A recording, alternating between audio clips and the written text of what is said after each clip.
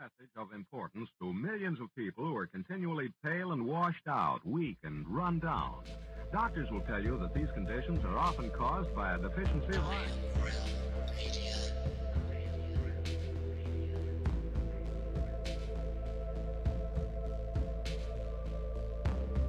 The iron you need to keep you physically fit and mentally alert.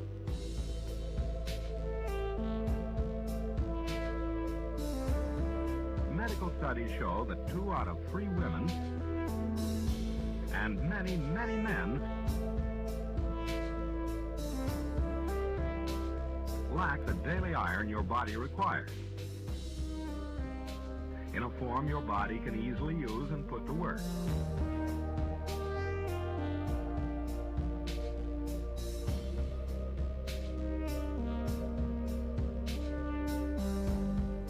Every dose gives you more than your daily minimum iron requirement. We are awake, we are aware, we are not alone. We are striving for more. So if you're not getting the iron your body needs,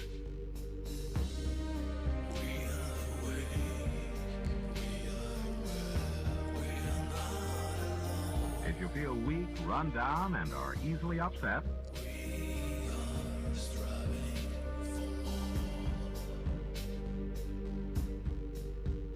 start taking iron today. Thank God it's Friday.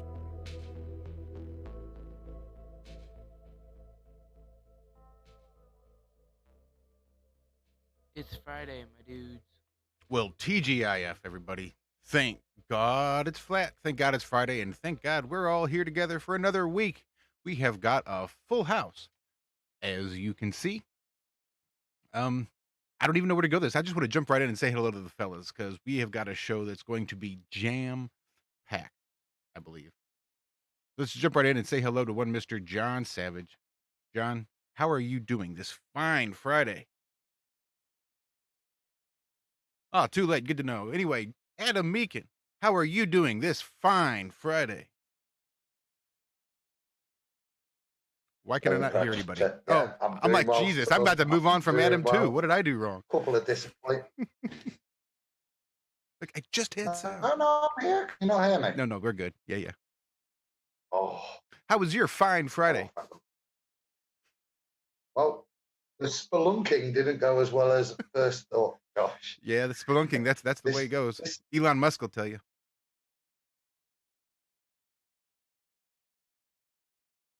Well, apparently, to ensure continued years of spelunking, I've never heard this excuse ever used with a cave before, but it was under repair. So we got there and we turned around and I had a nice big lunch. And then I spent the afternoon explaining gas laws to Spurs. So it's been not as I planned, but a little bit more flat earthy than so no spelunking. Well, that's a shame. Spelunking is quite the experience.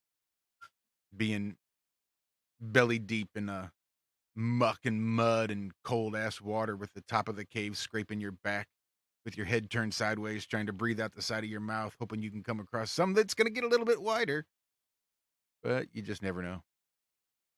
Yeah, I've done a bit of spelunking back in my time. John Savage, did you sort out your mute button yet? I hope so. Good. Ah, there you go. Yeah, I'm doing well, thanks, Josh. Yeah, full house tonight, so I won't drag it out. I've had a week without the family here. It's been me and Muttley, and the plumbing saga just gets more and more ridiculous as we go on, as you know, Josh. I told you last night that I won't bend anyone's ear about that. So, yeah, looking forward to this show. Yeah, I think it's going to be a good one. How about one Mr. Zachary Zabala, whom we missed this morning over on the Ironworks? Zach was sleeping in, had himself a bit of a wild night last night. Zach, you want to tell everybody about what you've been up to? Yeah, we had a little get-together over Bob and Cammy's last night. Ace McLeod came and joined in. We had Doc Michael here and Lockwood. I don't think Force the Rockwood level. forced He the doesn't level. really- Yeah, he doesn't have a channel, but just a he's cool- yeah, awesome guy up from Texas helping out. But yeah, we were up all night watching videos, just hanging out, chatting. And then we broke out the Van de Graaff generator, started shocking. Yeah, shout out Ace McLeod, shocking whatever we could. And well, here, you want to just get this out of the way? I don't want to do this now. Oh, What is this called? This is called a Leyden jar. It's water, capacitor filled with water, wrapped with aluminum, and oh, don't touch it. yeah, it's been got sitting a. for a while. We'll see I what thought happens. he's got new bongs out. No, he charged it up with my Van de Graaff generator, and it's. We used to use old we go. TVs. Jeez, Dude. wow, man. Okay. Yeah. Oh, yeah, that's way more than my Van de Graaff generator. Zach, we're not streaming yet. You're gonna have to go ahead and do that again if you Yeah, don't mind. no. John's recording it, I'm sure. We'll replay We'll it. replay it. We'll cut it in later. So yeah, fun night, and yeah, ready to get the show going. Awesome. So we're having fun. Well, somebody else who I know missed you this morning was one Mr. Walter Johnson. Walt, did you get a good nap in?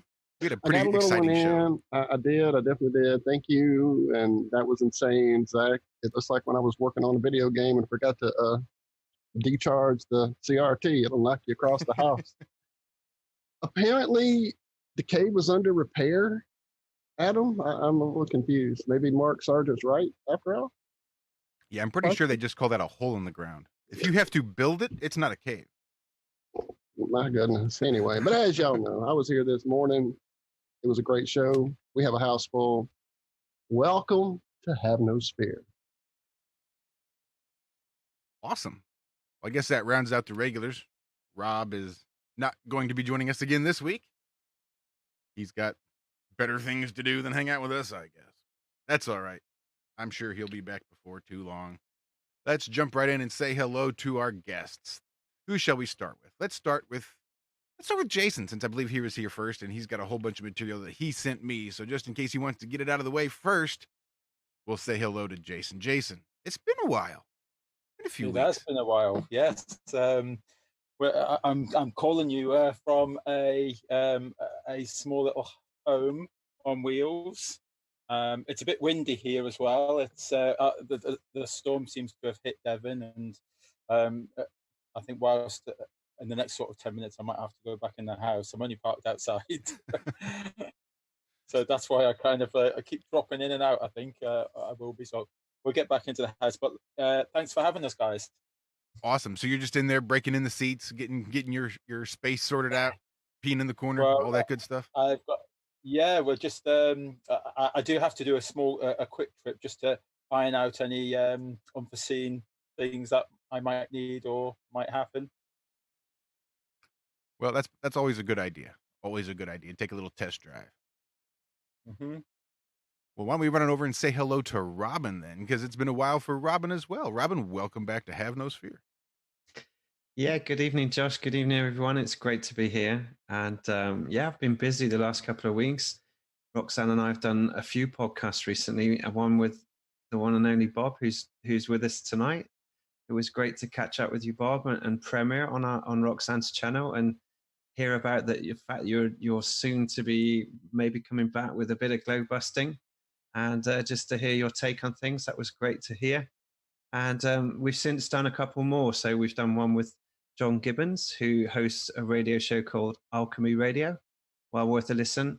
And also Mark Devlin, who I guess everyone knows, and we'll be premiering that one next week, all being well. So that's all good. And I managed to get my first community guidelines strike today. I released a video which had probably too many red pills in, I'm guessing. So it went up on Facebook, BitChute, and various other places. I managed to get it on there. And that was a short video about my pursuit of truth. So all the channels and bits and pieces that I've absorbed facts from over the years, it's got me a strike within about 10 minutes. Well, I did see Travis was promoting that on Facebook. Travis Finley of Red Hen Radio fame. Yeah, So yes. yeah, I'll definitely be checking that out as soon as I get a free moment to myself. Yeah. Robin, what's your BitChute account called? Lifting the lid. Liftin, the lid. Excellent. And I take it BitChute kept it up. Did. Did YouTube keep it up, or did they pull it?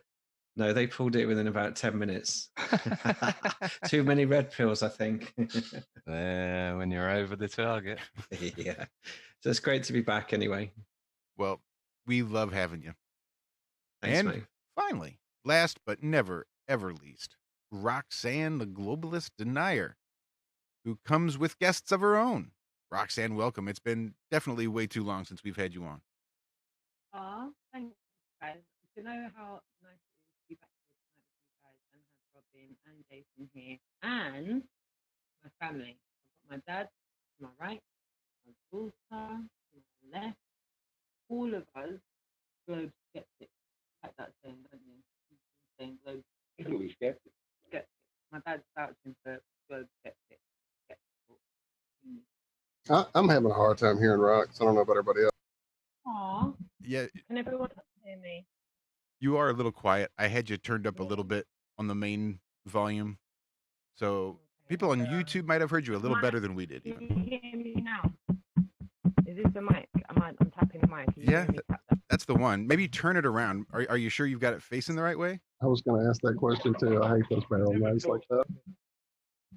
Hold on, we'll try both ways, guys. You ready? 1, 2. Other side. 1, 2. Number one.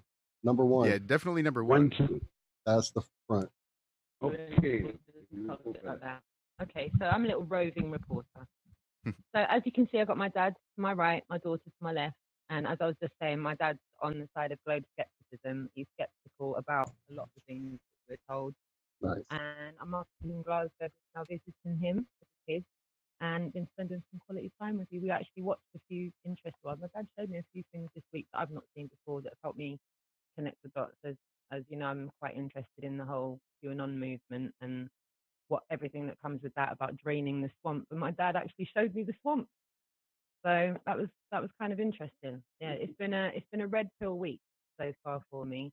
And yeah, having these two here with me this evening, quite surreal. And having Jason and Robin here and being with the family and Tammy and Bob and Zach, and it feels like that far, you know, where everybody knows. Man, look, seeing the generations in that shot with you, Roxanne, the generation, that is amazing. It's a beautiful thing. What is it you want to say? I'd just like to say 2 things to you guys. Hi, everybody. First, that's 3 things. First thing is, I'm 69 this year, so I ain't no spring chicken, if you understand that. Second thing is, Van der Graaf Generator were a prog rock band in England in the 70s. So I don't understand this new version of it. Secondly, floods. 120,000 people every year in Britain go to a place to be flooded. It's called the Glastonbury Music Festival. Yes, everyone. That random bit of information from my father there. Nice one, Dad. Well, from what I've heard, it's worth the flood at Glastonbury. Right. I live about half an hour from Glastonbury, and I've never been and never will go. But yeah, probably for that reason. No, that's John Nice, Savage. savage. I like your little cabin. I like that. He likes Jason's. He likes the camper van. I think he's trying to get himself an invite onto the camper van, Jay. I'll buy you an airflow. Bigging up the whiskey gang. We've been having a couple of drinks tonight. Cheers. Cheers. I think it's well worth it. It's been a long week. It has. I have interviewed for a whole new slave job. I have submitted the paperwork for my background check, which should come back clean. I don't have any felonies, nothing like that. So that'll come back clean. And Yeah, but it's not just any slave job. Give them a little more detail. Some of these people may have missed it. and then I submitted my drug test. So that should come back clean. I paid enough money for it. Damn thing better. But the job I'll be working for is for a company called Siler. And anybody who's worked in the military working with mortar rounds or some of the larger artillery guns, anybody that's done any sort of surveying with the surveying equipment may recognize the name Siler. Anybody that's worked in, say, the big planetariums, the big domed projection planetariums may recognize the name Siler. Siler is Josh, responsible. stop saying the name. Stop. I'll let him. Look, Some it's asshole is going to be on the phone to Siler tomorrow. probably so. But what are they going to do? It's a contract. That's the great thing about the contract to work is I got a contract for 6 months. I mean, I guess they could technically terminate it at any time. Had a contract. Look, what are the chances that anybody's going to be listening to this? Well, yeah, now you say it, yeah.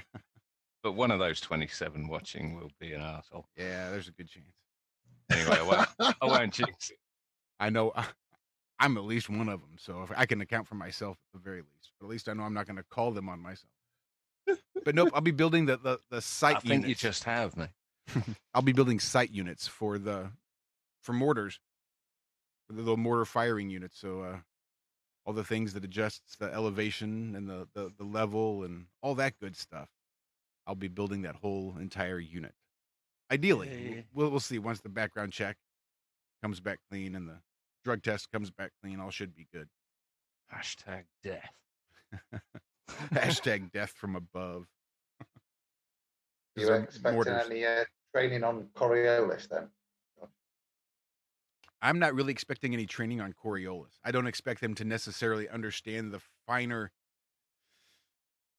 details of how to actually fire them. But what I will be interested to find out is about the Fraunhofer diffraction and to how much of what we see when we're looking through these lenses is the curve of the Earth, or how much of it is just simply light diffracted as it passes through a lens. Because it's either only Fraunhofer diffraction, and it's only the light we see as it passes through the lens, and that's what makes it go. So give us an explanation of Fraunhofer refraction. Blah, blah, blah. Well, think about back when Eratosthenes did his sticks and shadows game, for lack of a better word. Ooh, I got noises going on. You got to figure out, why would he think that Earth is a ball, right? He had to assume it's a ball to figure out the circumference. So why would he think that Earth is a ball way back when? And the only thing I can think of is because they saw ships disappearing from the hull first as they went out to sea. And they look at that and they say, well, there must be a curve there. It's going over the curve. I'm going to factor in, try to figure out what the circumference is of this curve. Now, Fraunhofer diffraction will, on the horizon, necessarily make things on a level plane disappear from the bottom up as the light passes through that lens. Zach, you could probably do a whole lot better job of describing this than I have. No, you were pretty spot on, man. It's just makes a sense to me. limit of the lens that happens along when the top and the bottom connects. The angles start getting so small that they just all blur together and it creates a band.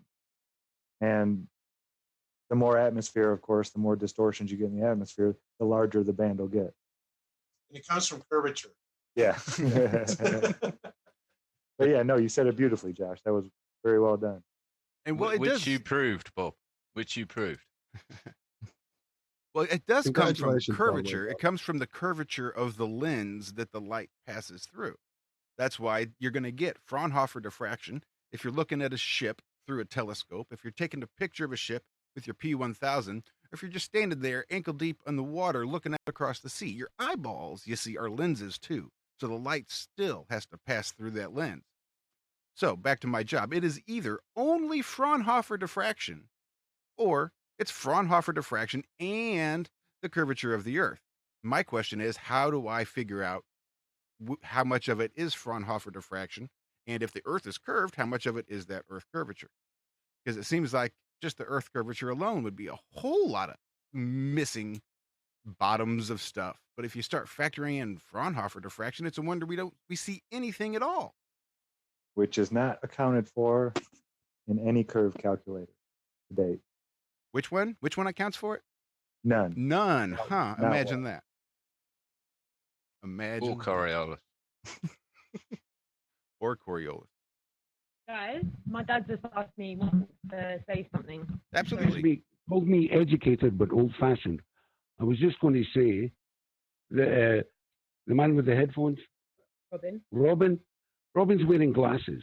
Anyone that wears glasses can only see what you see because the lens in the glass refracts the light around it. So it'll be sharper or bigger or whatever your eyes require for that. Any lens that you look through refracts light, the same as your eyes. So how can you believe anything you're actually seeing? That's right. It's just like the moon. It's just an observational error that we see anything at all. Right. Perfectly put. All right. Well, I think that's everything. Why don't we jump in to hear some of these updates? Sorry. guys. Right The ahead. reason I was saying that was there may be other people watching this that need should I say, a simpler explanation for some of the things we're talking about. Yeah, we do try to walk that line because you got to keep it simple for the people that aren't really up to date on all the backstory. But you've also got to provide some technical detail for the people that are, and for the ballers who are going to come down, Yeah. swinging at you. I understand that, guys. It's just that I thought some people might be falling off the line the way we were explaining it. No, absolutely. We definitely need to have someone that brings us kind of back to the basics. I mean, we do tend to drift off sometimes into the more heady things, but we even talk about it off the air that we do need to sort of focus on a lot of the basics because there are people coming to this every single day that haven't been doing this for 4 Well, years. guys, I'll be your designated virgin if you want, because this is my first time. Well, I will say that is not the way my designated virgin has looked in my mind, but you will do. We'll break you in gently. You're a bit broken in gently, Dad. Don't worry. Sorry about that. Be gentle with me. I'll start, gentle. How's that? Well, why don't we go ahead and then jump into some of these updates and find out just what in the world has been going on with this Globli tour. Hi. Okay. Well, the first update is that I've just noticed on my app that says the countdown timer. It says we've only got 18 days and 10 hours to go. So we're getting close. It's only around the corner now, isn't it? That's crazy. Yeah. So I've been having a bit of a panic, Robin, I tell you, because funding hasn't gone to plan. We had this this idea that it would always be the UK tour and the Europe tour. We're doing okay funding wise, for the UK. The UK tour is all systems go and looking great. But the sad news is we are struggling terribly for the Europe part of the tour. So me and my dastardly ways, I came up with a plan. I've reached out to a few people and had a chat with Robin and Roxanne, and we came up with this idea to try and do some advertising with some of the various channels. So we've come up with this idea to see if we can spring load some more funding from these channels, but in the way of taking their channels on the Europe tour with us. And I think that's your cue. Was it, Josh, to explain further? If you've got some images there that you can show. If you kind of start off with the first image of the motorhome itself, what I've managed to purchase, and we can show that one first, and people get an idea that where we're coming from, and then we can show it the blank image of what I foresee, and then what we're trying to raise. If you got an idea, if you can have a look at them images. You're looking baffled. I know it looks like he's having a technical issue, man. You got it. I'm still need about 4 more screens to get everything that I need done, and that Right. just makes me a little sick to my stomach because I've got 4 screens It's as gonna it look is. like the command module down there pretty soon. You'll have so much going on. I mean, if you want, I can screen share now. I've actually come back into the house. It is blowing a gale outside. The storms have hit us, and I think that's why I kept on a losing connection. And but I think all is okay now. If you would it be easier for me to If you've got it, for some reason, I'm looking at the picture right here. All I have to do is screen share it, but I don't see it in my list of things to share, and I don't know how to overcome that. Shut it down. Shut the screen that you want to share down, and then reopen it again, and then have a look and see if it's available. It's a bit tricky like that. That's why the last thing you need to open is OBS, or else none of the screens will show up in your OBS. It's really odd. But you guys are, Roxanne, are you on this tour for the entire time? No, seems like it. No. Yeah, it does feel like that. Yeah. I'm on. Yeah, I'm on it for a little bit. Handing over to Ranty, taking it back from Adam, and yeah, we're all holding hands together. Where there's a will, there's a way, and what has to be done is the circumnavigation of the online censorship. Sorry if you can't hear me. Circumnavigation of online censorship is key. So as a result, it's all hands together, and where there's a will, there's a way. One way or the other, the tool will be completed. It's just a case of hands on deck. And in my eyes, it was like taking an 18-wheeler across Europe. We just needed drivers. And obviously, we're not doubling up, but we're going to do a relay. And, if in an ideal world, one of us would be able to walk away from our lives like you do for months going on tour. But it doesn't really quite work like that in our realm. So with that being said, how many weeks in total is it? 12?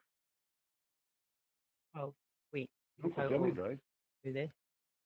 But drives a truck, so he's going to be driving elsewhere at the time. Father's brilliant at stating the dates, blatantly obvious. But yeah, it's about the relay and me being a single mum of 2 kids. I think it shows everyone, if I'm willing to make sacrifice to make it happen, then I would implore anybody else, if they have the time and the space and the energy to put their 2 cents worth into this and get involved in any way, shape or form, I would massively implore you to do that and be part of this great awakening. None of us are going out there and pushing any claims that need to be backed up with the burden of proof. We're simply going out there and telling people what they have been taught is a categoric lie. Yeah, we've shown that internationally we're dealing with partisan education. That technically is illegal. It needs to stop. So we're going to go out there and tell everyone what the problem is, and afterwards, I think internationally we need to start working on solutions, because I think it's pretty fair to say that a lot of online channels have spoken about this for years now, and we can carry on speaking about it for years, but we're not coming up with solutions for how to reform the situation. And I think once we've circumnavigated the online censorship, we'll be able to do that. Yeah, I don't think I'm going to be able to share them. I saw it for a few minutes. Yep. Yeah. Okay, but I can do this. I'll have to go, and then I'll be able to. YouTube didn't see it. I can't get it to go through OBS.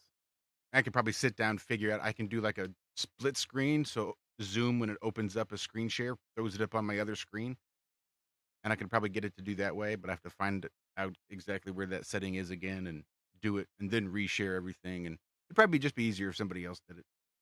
I actually may have to jet out of here, Walter. I will have to make you host. Just Okay. a small little emergency popped up with my son. I got to go grab him real quick. Everything's good. He's just stuck, and I got to go. And very shortly, I'll be dropping a link to our guest, our second guest, or what is it, 5th, 10th, whatever guest, talking about a brand new Flat Earth novel. So that's quite novel, but stay tuned for that. It is quite novel. Guys, do you mind if I quickly plug the convention? And I'll Absolutely. Go right ahead, sir. Give the floor to everyone else. So yeah, we've got all our speakers locked and loaded. So on the Saturday, we've got myself, we've got Anthony Riley, we've got Paul on the plane, we've got the one and only Martin Leaker, and then we go off for a party at the golf club next door, which is DJ is Mark Devlin. And then the following day, we've got 3 speakers. We've got Dave Marsh, Dave Murphy, and Mark Sargent. And Jason will be taking off with the van at lunchtime on the Sunday and checking in with us on the Friday night. Friday night will just be a relaxed session, Q&A, where the panel will just take questions, and we'll do a little bit of show and tell from tour clips that have happened either through the year or in the previous 2 weeks. So we're looking forward to that. And we also have Dave Mannell joining us as Trinity 4, who'll be sharing his insights on activism and his personal journey as well, which would be a lot of fun. He's a very insightful speaker, and I'm sure people will definitely warm to Dave. And looking forward to the Friday night. That'll be a nice, kick back at the Friday at the golf club as well. No music there that night other than what's on at the club, where we should have a nice drink, chill out, and enjoy each other's company.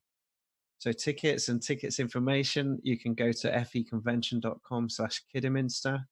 Book your tickets. There's discounts for children, for groups. You can come one day at a time.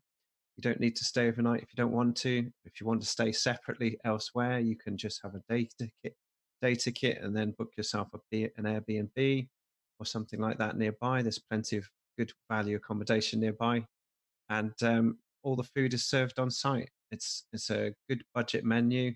It's not high. Price points here. It's a nice, easy, accessible venue with free parking, and everything's under one roof. So I hope to see as many people in the UK as possible. Come and see us. Come and see the speakers. Come and mix and mingle with fellow globe deniers. Have a laugh. Share some time with one another. It'll be an absolute blast. So thanks for giving me that opportunity, guys. I really appreciate it. I shall yield the floor. Absolutely, man. Thank you. And man, y'all get out there and get that information out there. I dropped the globelive.co.uk link. Give me that extension you had there in the chat when you get a second, and I'll throw it in here as well. Thank you very much. Jason's just done it as well, so I'll just pop that in the chat. Awesome. Okay. And you can go back through the chat, everybody there. I saw the links. That's where I grabbed it real quick too. So I'm looking forward to that, Robin. Before I set off on my holiday, I've checked out the Iron staff. It's all set up. She's had the rerun that Jason's done with the camper van yet, but I'm looking forward to wandering around and trying to stick my staff in people's faces. Awesome, mate. Look forward to it. Well, listen, guys, I'm gonna love you and leave you, but thanks very much for giving me the time, and it's lovely to see everyone again. Take care, Robin. All Thanks, the best. Robin. Appreciate that. Cheers, Roxanne. Absolutely. See you soon. thank you so much. Man, I wish we could get Rox's sound worked out. My goodness. Better now. Yes. Yes, I just need to keep holding it. I need to not put it back down and just keep it here. No, On the scene reporter. I'm just going to do the reporting, Mike. I like that. Yeah. Over to you. Wants to look like a roving reporter. Roxanne Glenn, roving reporter. Citizen reporter Roxanne Globalist and I reporting to you live from Glasgow. On location tonight. Sounded very professional. Jason, how are you getting on? Yeah, I'm ready to share. Go on, Yeah, Jason. share away whenever you're ready. Yeah, I ready. think- Go ahead, sir, whenever you're ready. Ready. Come on, Jason, let me know how much this spot on this van's going to cost. Hopefully you can see my screen. Damage day.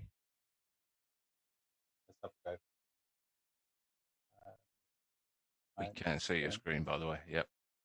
Right, so that's what I've purchased. Look at that. Um, What a beauty. Yeah. Is there any way you can make that bigger? Sorry. Can. It's just, So that we can read the number plate and Oh yeah, Jason. that's fine. Box you. They can do what they want with the number plate. I don't care. Okay, Jason, have you explained to everyone that the bulbous thing above the windscreen is where people sleep. Yeah, that's right. So called so a this one Luton. is it's the biggest camper Isn't that it? that you can drive on a car license. It's, believe it or not, it's 6 berth stroke 8 berth. No, So you can get it's, up fan- to 8 it's, people in it- this. it's fantastic. It's just that I know a little bit about these. I've just come back from a 7-week tour of America on a Priebus bus, You right? have that Which is, as well. they cost $1 million, right? And I tell you what, yours looks a lot more comfortable than the thing I've just been on. Really? Good job, Jay. Champagne Well, we taste, do a swap. lemonade honey. Yeah, no. So it's I'd say it was. We initially wanted drivers, like as many drivers that we could get for this journey to help with the journey. So getting a big camper van that was on a car license was really important to us. And Roxanne's over the moon because she gets to drive this. So. Yay! Roxanne, Jason, sorry, carry on. Jason, sorry to interrupt. The thing is, have you told everyone if they're sleeping above the driver, we will need an oxygen mask because they're at a different altitude from the driver. There you go. And they're lighter due to gravity. Can I just check then? Does that pressure gradient go all the way up to a vacuum? Well, it's contained, you see. It's contained. Not if you put nitrous oxide in there, you're okay. It's a lovely dome you've got there. It looks looks, a big like a unit, double. I'm a bit nervous there, I reckon, of driving that thing. That looks, I might need a couple of attempts at donuts in the car park before I forget. Before going on that, Jason. Tell you what, look at the overhang over the back of the axle. That's what you need to worry about. Swinging out round the corners. I'm sure Roxanne's dad can tell you about that.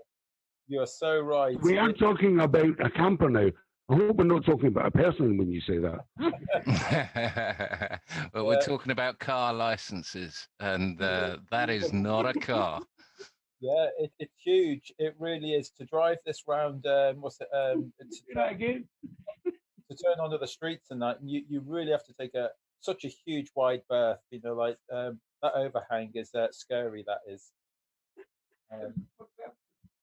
So what we had in mind was, as I say, we were struggling with the GoFundMe, and I didn't see the funds coming in quick enough, and I was having a bit of a panic and thinking that this tour could be off, it could be finished. So the idea was, I bought the van on finance. I didn't have enough pennies to buy it outright, so I bought it on finance and kind of donating it for the tour.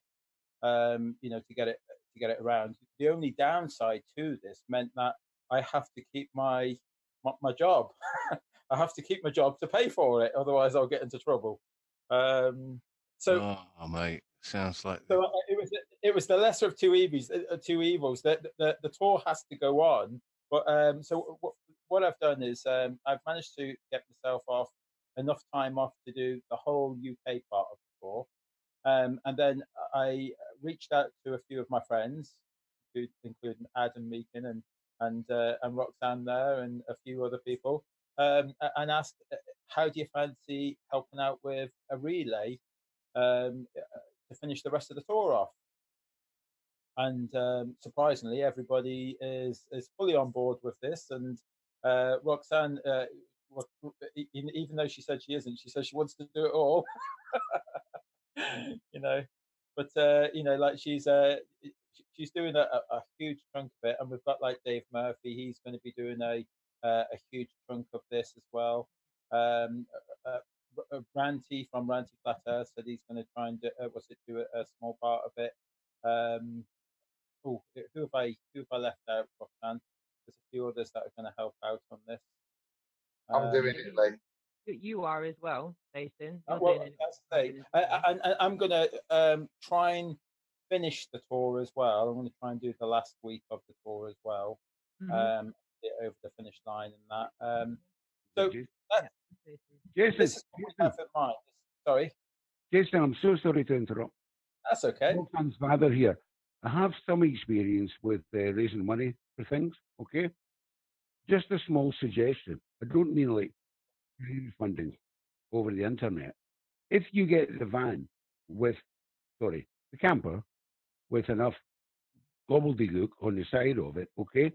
If you turn up in certain places and suggest that for, say, a nominal fee like £5, people can do a 30-second video, okay, of I'm funding this and my name is blah, blah, blah, from here or there. And then you promise that at a certain date, it will be put up on a website where they can say, my name will be up on this, showing this. That might work. That's a good idea. That's a good idea. Yeah, that's a great idea. Noted. That's a great Noted. Cheers, Dad.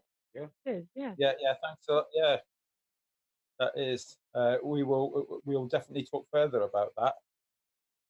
Paperwork or anything, Yeah. then, you know? Yeah. I like that. That's a good job. Cheers. So this is what we've had in mind by reaching out to a few people. I've spoken to like Bob from Globebusters. We've spoken to David from Deep Inside the Rabbit Hole, David Wise. We've and we will be speaking to a few others. Can't think of the names for a second, but we've spoken to a few people. This is if I give you an idea what we're looking at. I think it's that one there. So that gives you an idea. I don't know if you can see that. Of we're going to try and wrap this motorhome camper van. We're going to try and wrap it, and then after we've wrapped it, we're going to be offering some advertisements like these on the side there. Get them out of the way. Roughly for, I'm hoping if we could approach their channels, this is just purely an example. If we could approach the channels and say, you know, like, do you want to try and advertise the Global Eye Tour on your channel, and to try and raise some money, you know, like say a couple of £100 will probably get you on the side of the motorhome, like so. And then we'll take you. We'll advertise that around the whole of Europe with us. That was £200, and then roughly £500 to get you a bigger advertisement, and then what's it? £1,000 would get you a bigger advertisement. Like Jason. that. Jason, have you thought of contacting the Flat Earth Football Club? I haven't. You know what? It's a great idea. I'm sure Adam would do that for you. I really like that idea. That's a fantastic one. Good shout, Mr.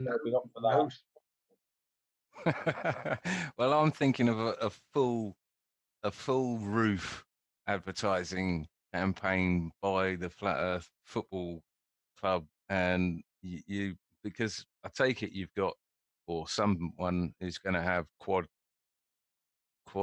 whatever they're called, quadcopters, you know, like all these van life people have got that just make everything amazing. You got to have them on your bucket list too. That's right. Yeah.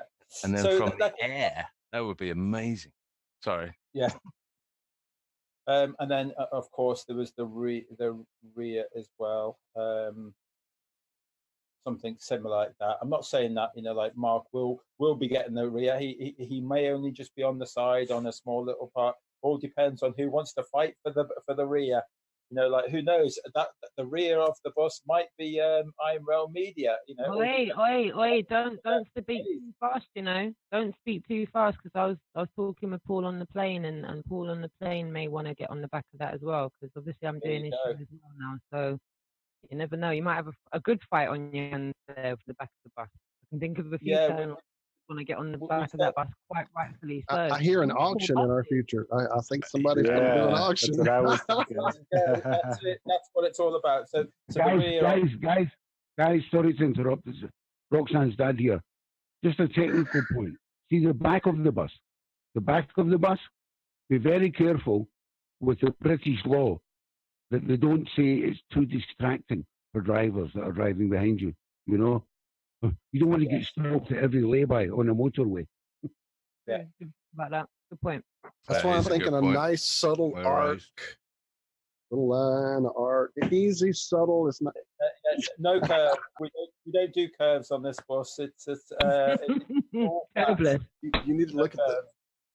You know, Jason, there's something a bit iffy about your van when the front registration plate's different to the back one, but just a side note.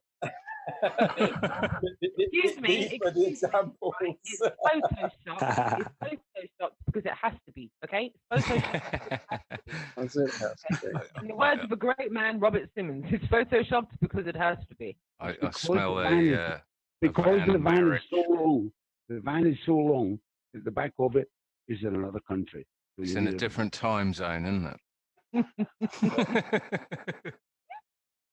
No, I think it's a great idea.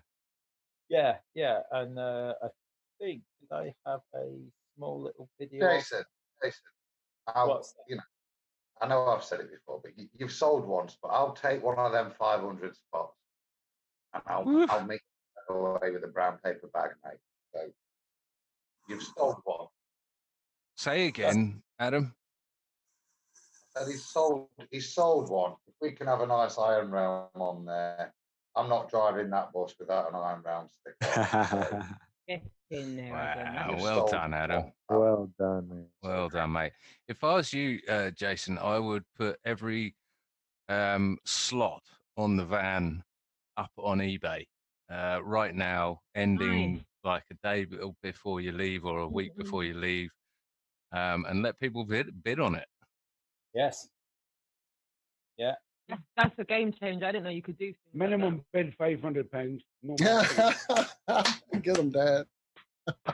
What I'm talking about. That's some figures right there, guys.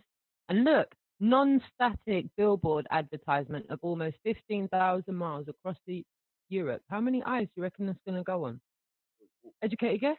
I do know this. If it's under £500, people think they're cheap. True. And the truth's not cheap. And what I mean by that is it's not a cheap floozy. The truth's not something to be messed with. And censorship. I know I keep repeating it, but the censorship is real, guys. Like, censorship is real. Your channels are not coming up on people's recommendations based on the fact that you are speaking and talking about subjects that are being massively censored on the internet. So whether you're a content maker that has 500 subs or a content maker that has 500,000 subs, if I'm a content maker, I want on the side of this bus because I want to circumnavigate the same censorship everyone else is dealing with, you know? Yeah. I mean, Great point. We're not talking about thousands or hundreds of thousands. Millions of eyes will be on this because we're talking about that the media. It will get on all the media for every country. It will do, and then traveling as well. I mean, all the eyes there. I reckon whack it on eBay and it will find its value, as with everything. But give it the advertising. We need to give it the advertising. You know, links out to it and all that sort of thing. Absolutely awesome. I think. Good luck to you guys. Good luck. Thank you. Even if you run out of petrol or diesel or whatever it is at the side of the road, if you live stream for 5 minutes, someone's going to give to that to get you going again. There is no stopping this. I've got faith in the silent majority, and I've got faith in we the people. Where we go one, we go all. The truth doesn't fear investigation. And the one thing that I can vouch for in the whole panel of people I'm speaking to right now is that we're only interested in the truth. That's the only thing we're interested in. None of us have vested any interest in any kind of predetermined version of it, which is why we just want to get out there and tell people, first and foremost, we've been taught a partisan education. Unfortunately, we've been taught a model that's been proven inaccurate. That's a damn shame. That's partisan education. And when we look at that on a legal term, technically illegal. Yeah, no, I agree.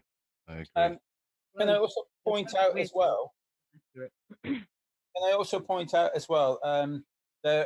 We've put on the side of the motorhome something's missing that you might have all noticed. Research flat Earth. It's gone. We're not going with that. We're not running with research flat Earth. Good idea, guys. Good idea. we're finding with these new algorithms and that we're trying to steer away from flat Earth, and we're going with Research Globe Live to try and beat these algorithms and this censorship. We're not truth deniers. We're skeptics. If you prove me wrong, I'll shake your hand and say thank you. Well said. Yeah, I love it being proved wrong. It means I learned something. Yeah, exactly. And I haven't shown us, I've not seen anyone show us that the globe's not a lie right about now. I haven't seen anyone prove that what it is, because I know that we haven't been able to explore the room. And I know that I keep saying that, and that might be pissing a lot of people off. But I do think for us to set out to prove the Earth flat is borderline futile. But I think all the observations, experiments, and tests have all shown that we don't want what we thought. So they all prove the globe's a lie. Okay, guys, we mentioned it this morning, Rox, on TFR. Sorry, wait. Go on, sorry, darling. I was saying we mentioned that this morning on TFR. Me, Walt, and Josh were rambling a little bit and kind of mentioned you in terms of that approach. That it is a lot easier to dismantle their lie than it is to try and replace it with stuff that we aren't certain about. It's very difficult to knock something away with uncertainties, where the only approach you're taking isn't to give anybody a new religion, just point out the mistruths that they have been told, and to take that. You're a great example. Over the past year, you've maintained that stance, and it's reaping its rewards. It's a lot harder for the trollage out there to attack it when you're not putting any positive claim out there. You're just dismantling the lies that have been fed to us. Which is so easy. If I may say one other thing, guys, to do with telephones, sat nav, okay? Basic laws, the aeroplanes fly by. Is Einstein's theory of relativity, Einstein's theory, and the theory of quantum mechanics, okay? All these things work because we use those theories, but there's a reason why they're still called theories. Like, technically speaking, a black hole or on the quantum level, the theories of relativity don't apply. And so long as we keep our minds open to all these things, then we're never going to be really. We don't have to back and say, oh no, I'm not listening to that. I think you either turned your mic the wrong direction, or it may have something happened because it got really quiet. Sorry. Yeah. Anyway, all I'm saying, guys, is that if we hear information that goes against the question we're asking, we'll take it on board and listen to it, right? Einstein's theory of relativity, theory of quantum mechanics, makes so many things work on this planet. Even Einstein said it all breaks down when you get to a black hole or quantum mechanics. All the rules are changed. Just so long as we're healthily skeptic. In other words, we're willing to change our minds if you prove it. Nicely put. Yeah. And I think that's a lot easier to change someone's mind about what they perceive as the truth than it is to try and load them with a new paradigm. And certainly when most of us don't know what's up there, don't know what the sky is, don't know what it is, it's very difficult to convince somebody with uncertainty. There's nothing wrong with being uncertain. We've had however many years of lies and this indoctrination fed to us. Let's say 500 seems the most appropriate number from research. And it's a matter of undoing that. So yeah, Jace, I think it's a great shout. I think it's a wise choice. And I think it sets the tone, more importantly, for the tour itself of how the people on the bus are going to engage with people. I think that's really important. So well done, mate. Good. Yeah, thank you. I wanted to say thanks for having us tonight. I see Douglas has arrived, and we don't want to keep you too long.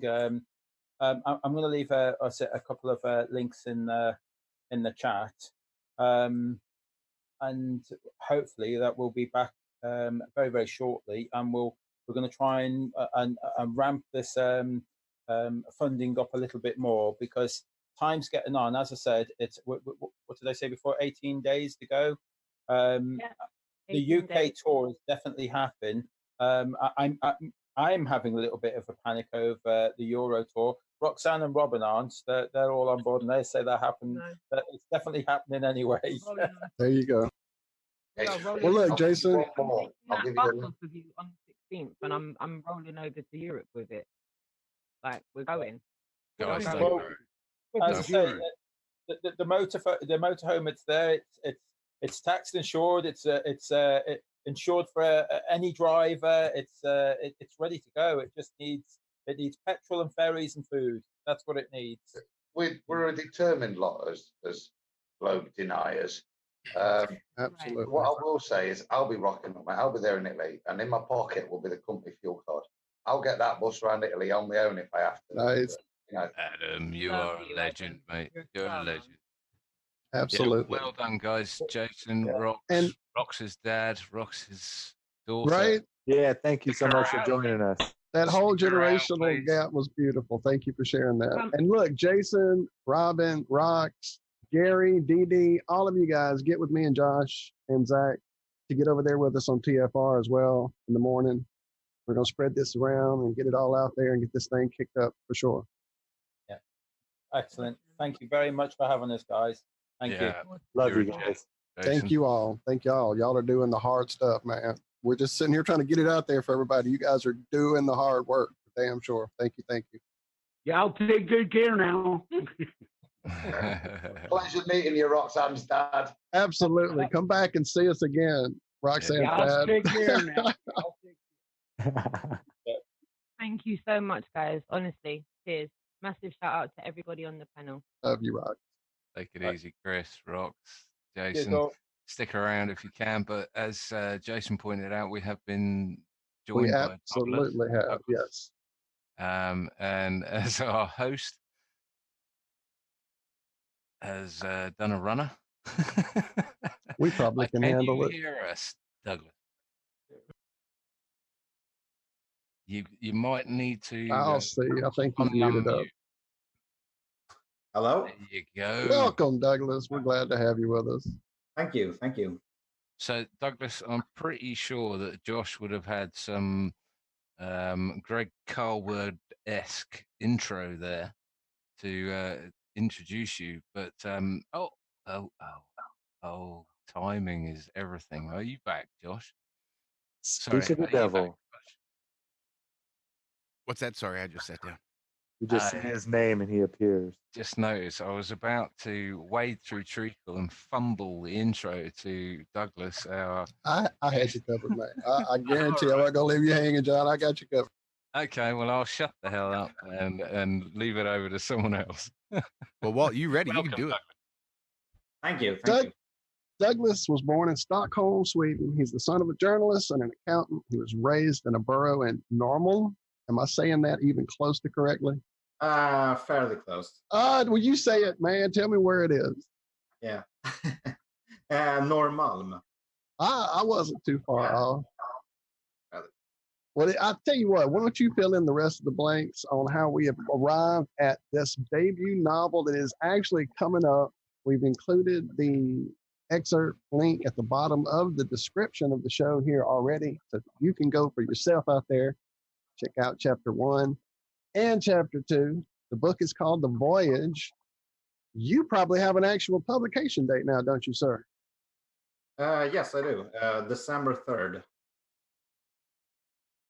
That's not too far away. That's pretty close. Yeah, and I will be getting advanced copies like in October or something. So it's starting to get close for sure. Have you read the first chapters? I know that John has. Yes, I have. Okay, so well, should I explain it anyway, like a short summary? Well, I'll tell you Surely. what, Douglas, tell us how you got to this point first. Where this whole thing started for you. The usual question: how the hell did you become interested in this sort of thing and even start to think outside the box? Okay, well, first of all, both my father and his father before him, they were all both lifelong writers. My grandfather founded the first local newspaper in Stockholm, and my dad took over after him. So it was like always meant to be that I would be some kind of writer, but I was always searching for that spark, that one thing that I would write about.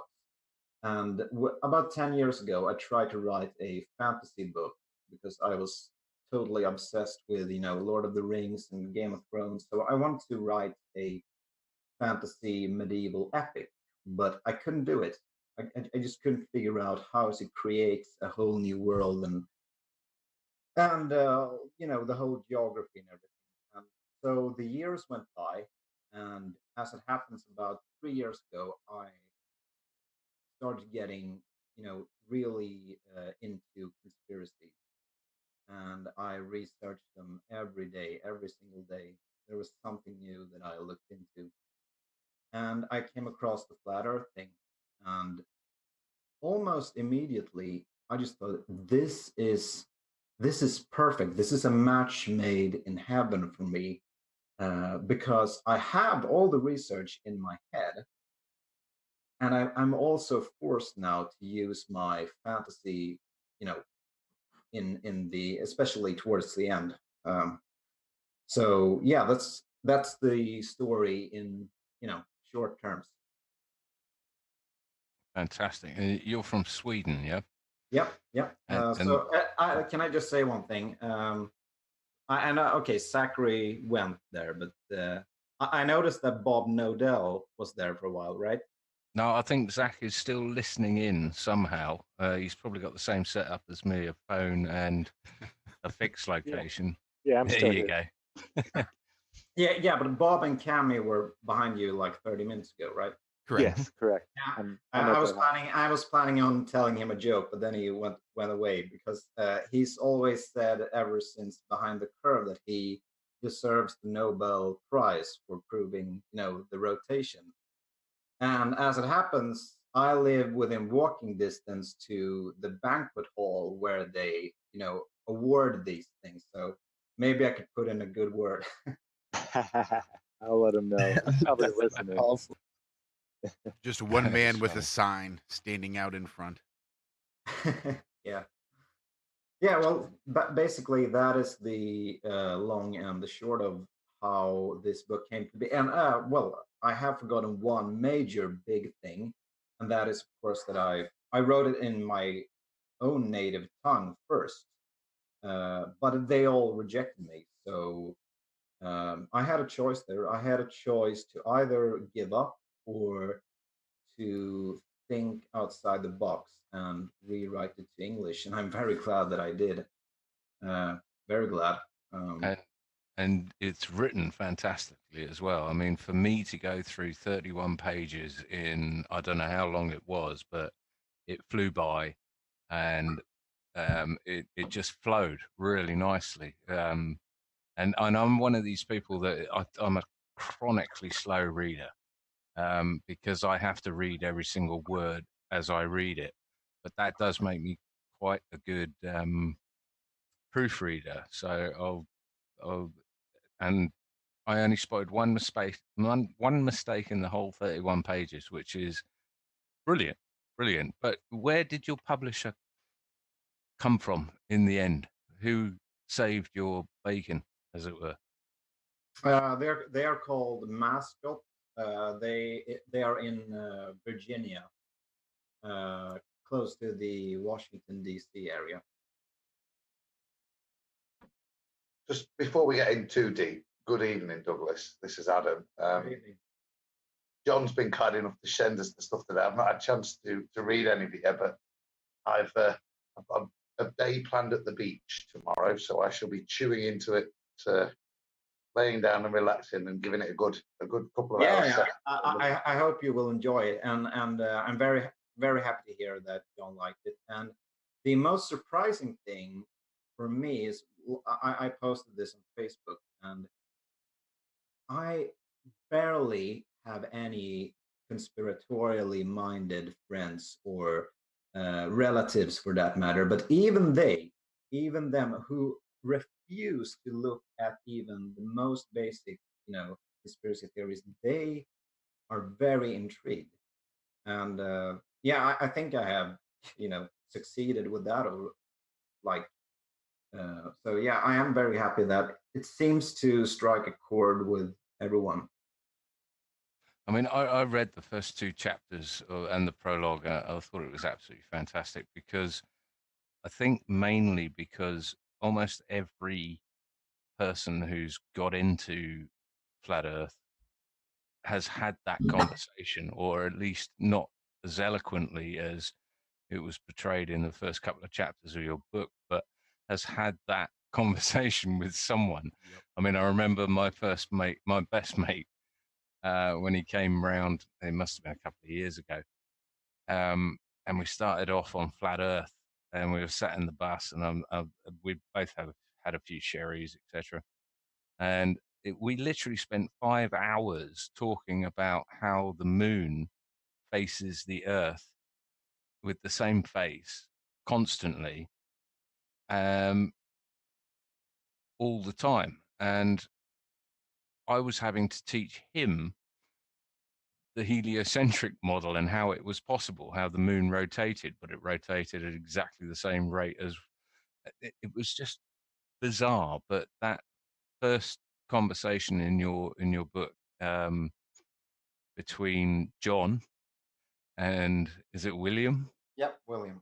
Yeah, it was brilliant, inspired. I can't wait for the rest of the chapters. But where did that come from? Well, are you a character in that or not? No, not really. But as you said, I don't remember if I thought of it before or after. But I remember, after I had written it, that a conversation like this probably takes place on a daily basis now, like no matter where you live, right? Don't you agree?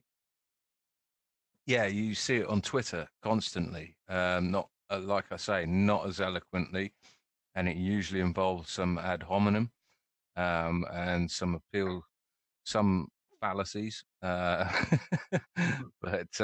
yeah, it's a conversation that I think we've all tried to have, and we all wish our friends were like John, who I hope sees the light as the book comes. Yeah, spoiler alert. Yes, it does. That was also kind of one of the first things I decided, that it would be painfully dull if both the main characters were, diehard conspiracy theorists at the get-go, like they were already in. I really like the dynamic between two people who has opposing worldviews, and then they, things happen and they change. Well, that's what I really liked about it, is that it's not just a sort of preaching from a flat Earth basis. It's a conversation, or at least the first two chapters, a conversation between someone who has realized and someone who is yet to realize. And that's what I really enjoyed, because I've heard those same arguments back from my friends, time and time again, and it's just yeah, it's like deja vu. Yeah, yeah. Like I said, I haven't personally had any such conversation, because like I said, my friends aren't really into this. They are now, though. Now they are really intrigued. I haven't mentioned at all for the past 3 years that I have been, deep inside the rabbit hole, so to speak. But no, that pretty much came strictly from my own imagination while sitting at that pub in real life. I got the idea that it would be a good setting to start the book. So, are you a left man or a whiskey man or both? What did you say? I like beer way more than this. No, just pissing about with you. But Oh yeah, with drinks so much. Yeah. But yeah. So what else should I go into? Well, I'll tell you what. What can you tell us about your friends? I mean, you glossed over that, but how do you mean your friends were not into flat Earth or not into this sort of thing, and now they are because of you, or no. despite you, or no. I don't think they believe flat Earth all of a sudden, but I can tell you that there's a remarkable shift almost just because they know me and they know that I'm a fairly intelligent guy. So they are intrigued. That would be the word. they know what you're doing, yeah. Instead of being mocking, as they were before. Yeah. So what? Since you've written the book, they now sort of think, oh wow, you've written a book. This is serious. This is something to be looked into. Or was it, when were they mocking before you'd written the book? No, they were never mocking me because I never talked about it, but they were mocking the ideas basically. And when I put out this book, they said, one of my best friends, he said that he was going to research it further. So yeah. Well, that's a result for a start. Yeah, well done. Yeah. Thank you. And I urge anyone in chat or listening now to follow the link in the description to those first two chapters, because yeah, it's a really good read. I'm enjoying it. I really hope you guys will enjoy it. There was one thing that I wanted to bring up. What was it? Oh yeah, well, writing this story was both a blessing and a curse, I guess you'd say. It was a blessing in the sense that it's such an amazing premise, and you can take the story into so many different ways. You can literally expand this into 100 books if I could live to be that old. So that's the best part of it. I could write this nonstop. There is one element that I would consider to be a curse when it comes to the flat Earth premise with writing a story, and that is, I felt compelled to have quite a lot of exposition in the early chapters. If you know what I mean, I felt like I had to explain certain things to the average reader, basically. Sort of putting down a baseline. Yeah, because I felt like I can't just send them to Antarctica without some basic knowledge. And when you have a lot of exposition, there's always a risk of it being clunky and it, dragging down the pace. I hope that it's not the case with me, because I don't think my exposition is clunky. I hope it isn't, but yeah. No, it's certainly not. And I think it's necessary. That's something I've been thinking about now when I'm writing the sequel, because when I'm writing the next book now, there probably won't be any exposition. It will be just like, okay, suspend your disbelief. This is how it is. Because you could write thousands of pages trying to explain, how the sun would work in Antarctica and all that jazz. You get what I'm saying, right? Yeah, no, totally. It's no, I think you balanced it nicely with the amount of conversation you've had? I assume that's what you mean by exposition.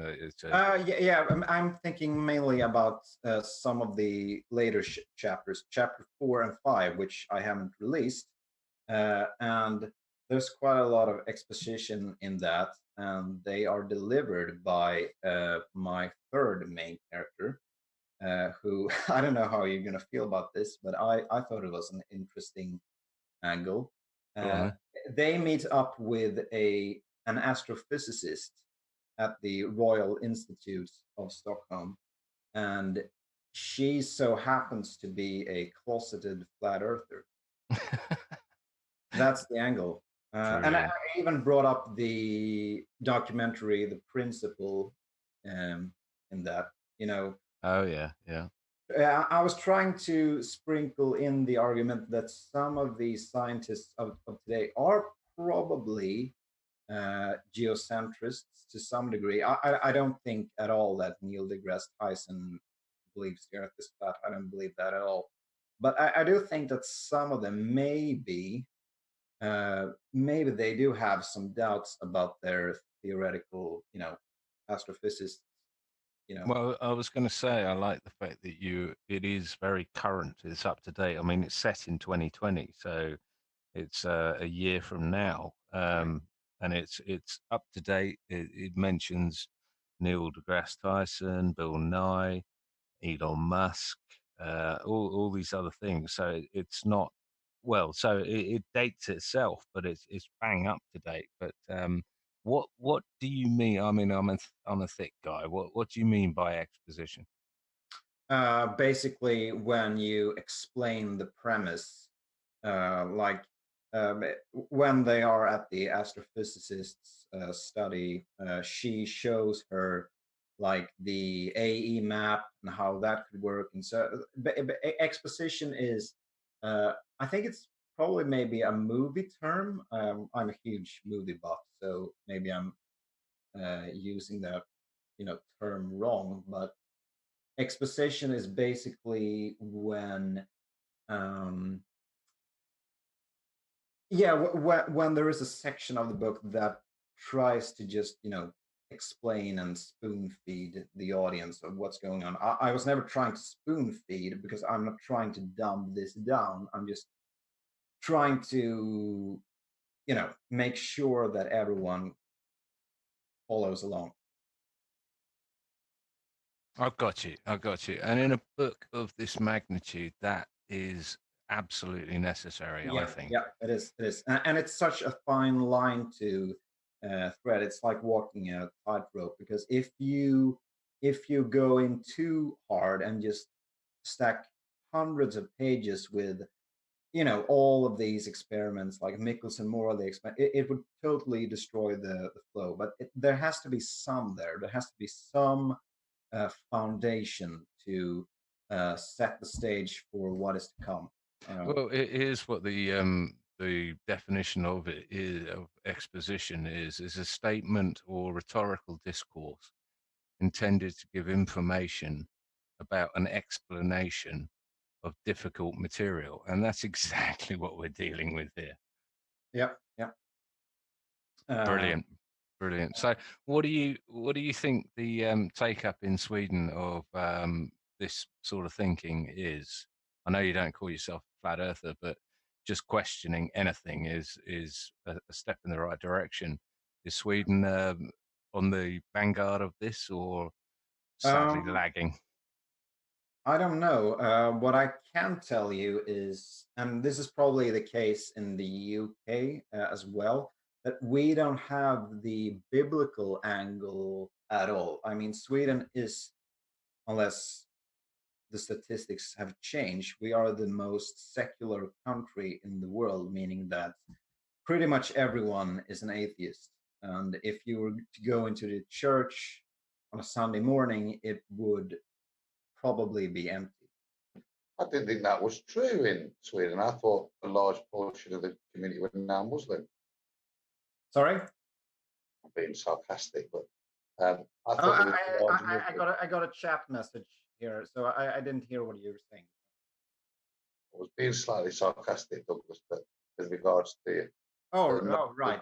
And I understood there was because of such obscene liberalism, you were now probably the number one stated religion in Sweden is probably Islam, isn't it?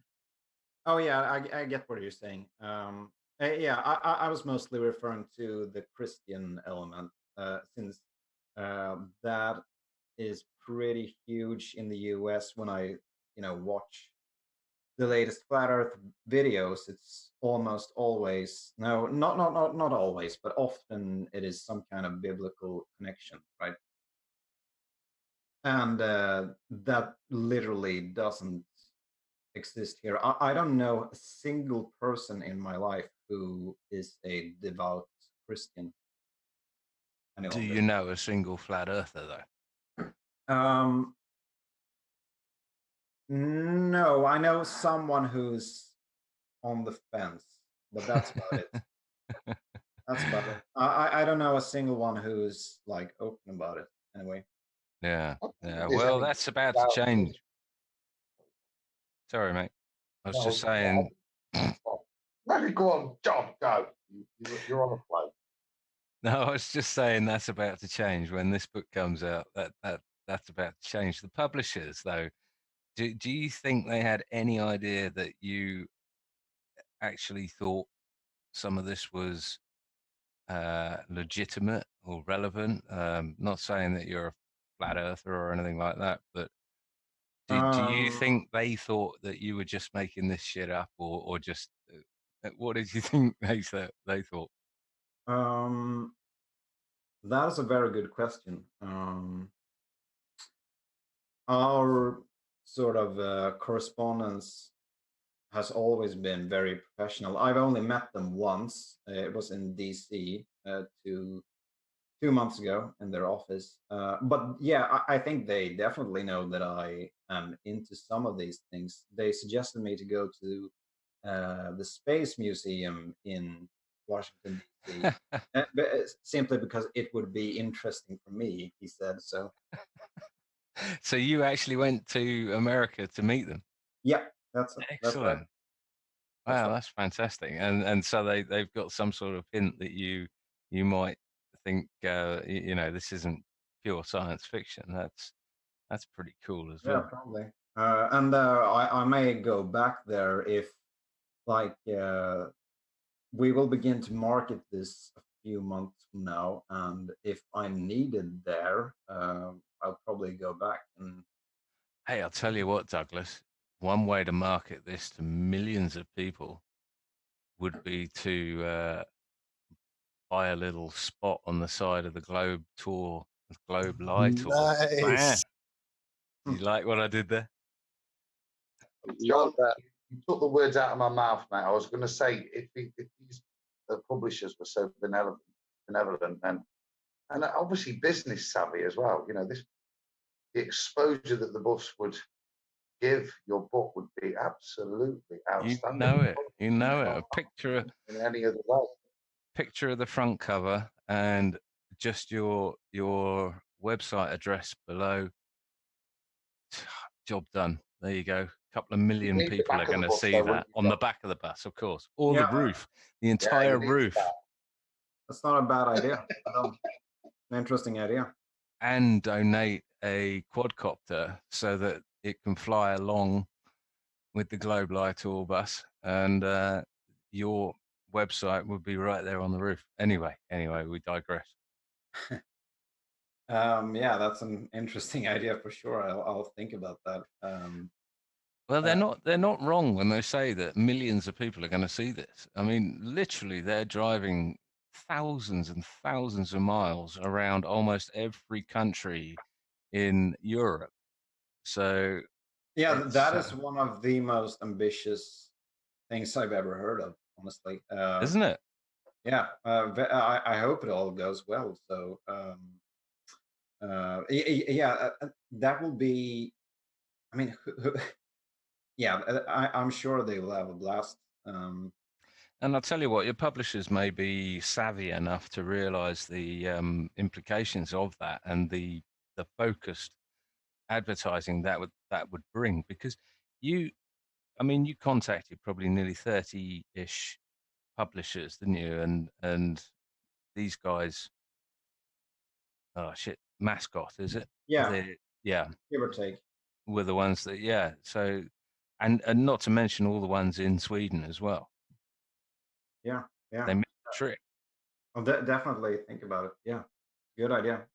As you said, like, yeah. So many. How many countries are they touring? I wish I had them on.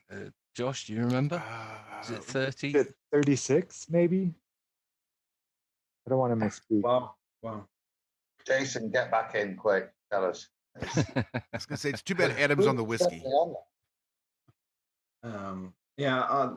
That's so cool. I mean, every country in Europe is so different also. So, well, not every country, but you can literally drive for 1 hour and emerge somewhere else where, different laws apply. I've got it right here.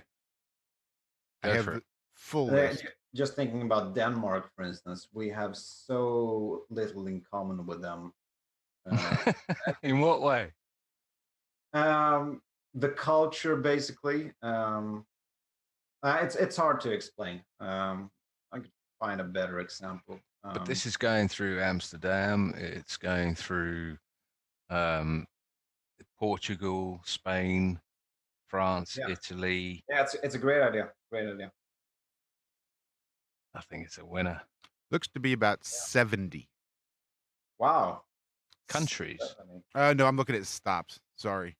Didn't think there was that many in Europe. I have a full list of all the stops here that I'm reading from the 29th of August right through the 12th of November. And the website, what is the website? The FE. Oh, okay. We're not very good at this, are we? I was counting too, Josh, and I realized some of those were grouped together because they're all at the same place for a few days, and I got around 66. Dun, dun, dun. No, it was 67. I've got 3rd of October it goes from 2nd of October Hamburg to Copenhagen, then Oslo, Stockholm, Helsinki, and then Tallinn. So early October it's heading your way. Oh, wow. Yeah, well, I can tell you that my publishers are definitely embracing the idea of, getting in touch with the flat Earth community. They've even said so, I think. Wow, that's interesting. Like you said, they're all savvy. Every businessman is. I want so badly to purchase the movie rights to this and adapt a screenplay for it. This is something Hollywood. I'll tell you what they need. What I would say is they need editors. They need editors that they can send live stream back to, like 4 hours live stream, and then editors that are going to edit it. But if anyone's interested, if you're interested, Douglas, if you go to feconvention.com, and there's a globe-wide tour. I'll put a link in the chat. That gives you the whole tour map, download everything, people to get in contact, all that sort of thing. Yeah, that's so interesting. I will definitely check it out tomorrow.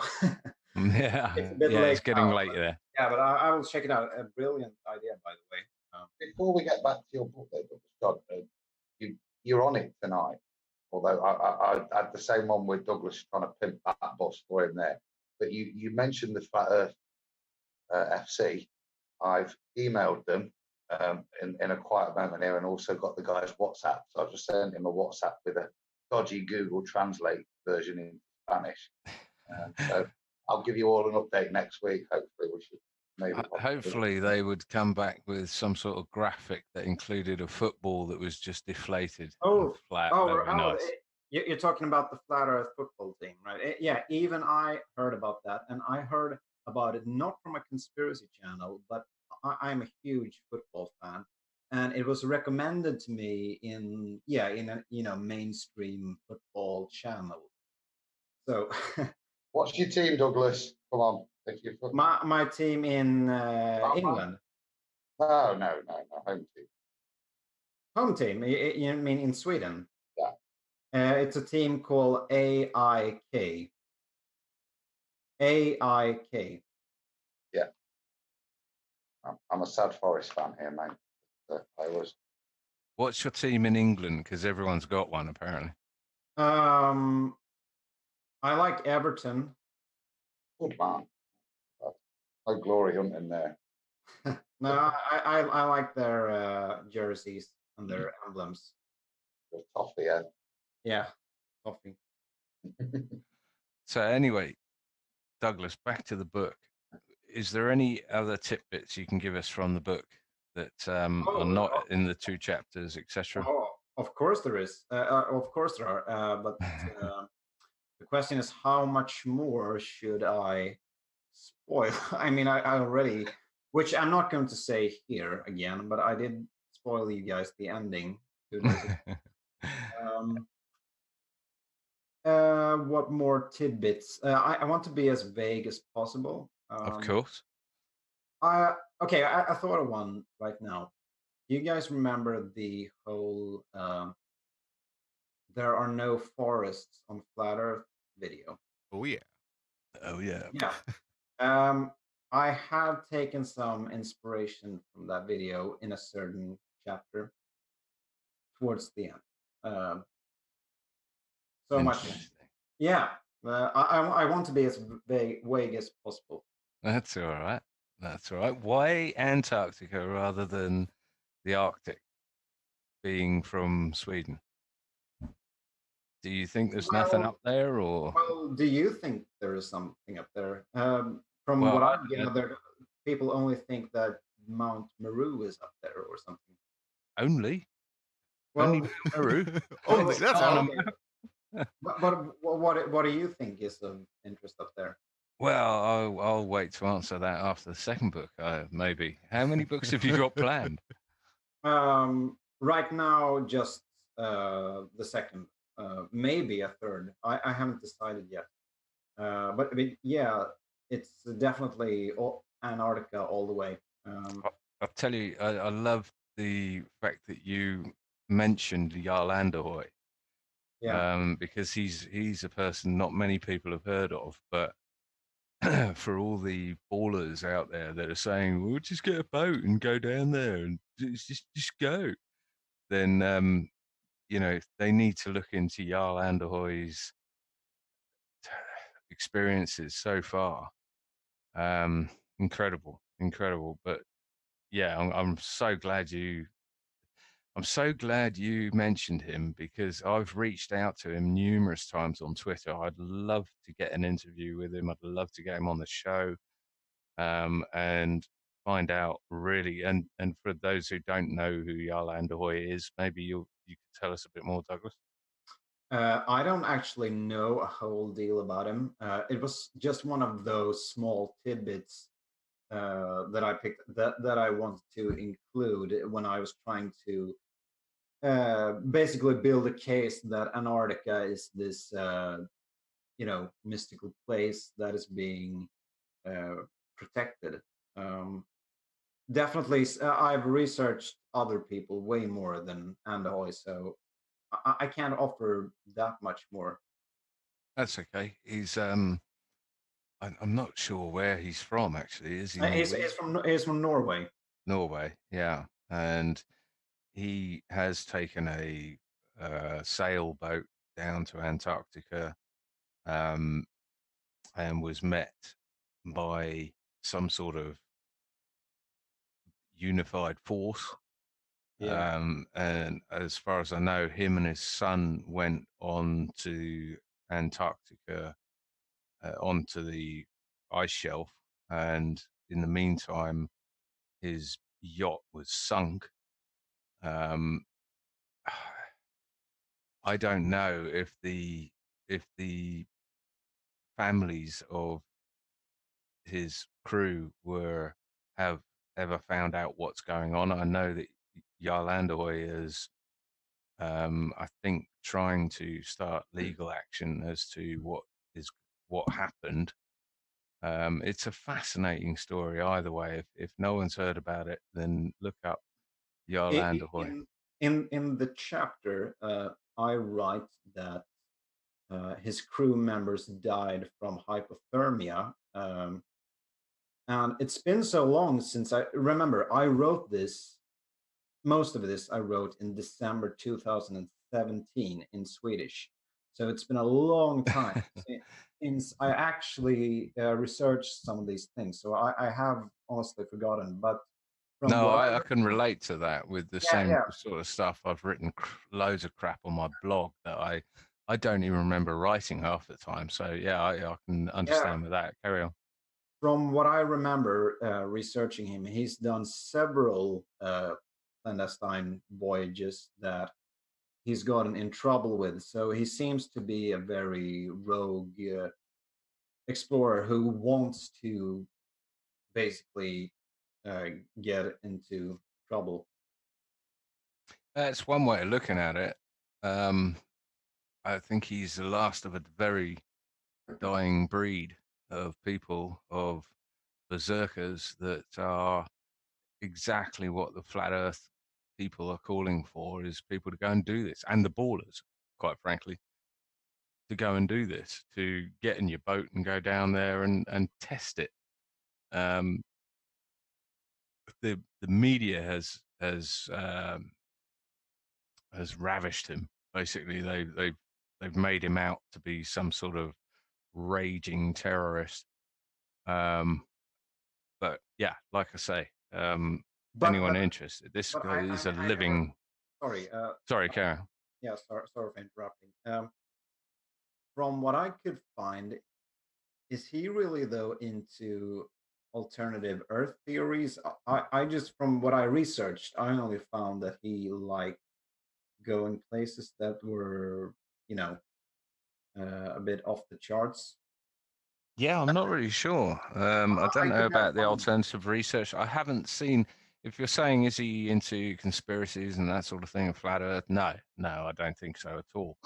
I think he's into freedom of travel and exploring this realm that we've been given. And for that, he has my utmost respect. How he does these things, I have really no idea. I don't think he's short of a bob. But yeah, rest in peace to his crew. I'd love to know what happened to them. Yeah, seems to be a very interesting guy. Yeah. Yeah, definitely. So, okay, I can't think of anything right now that I want to tease any further. Do you want to give out your website address and Yes, where of people can course. contact you, like email address, that sort of thing, if you're up for it? Absolutely. My website is douglasfalk.com, and my my mail address is douglas.falk92@gmail.com. Now you see, we all know how old you are now. Yeah. Well, it's on the website too, so. Well, that's brilliant, mate. I know it's getting late over there. It's probably 1:15. It's been brilliant to get you on here. I wish you all the luck in the world with the book. I hope it sells countless amounts. I'll be buying it for sure. And yeah, feel free to hang around. Yeah, I'm very thankful to be here. Yeah, I can stick around for a while, but yeah, I don't have anything to add at this moment. So carry on with with the next phase of this. Normie, over to you, Josh. There's a hospital class for you. Dun, dun, dun, dun, dun. Hey, I got nothing. Yeah, well, we'll just sit here and have a pregnant pause game. Have a huge pregnant pause game. I know how much John loves to play.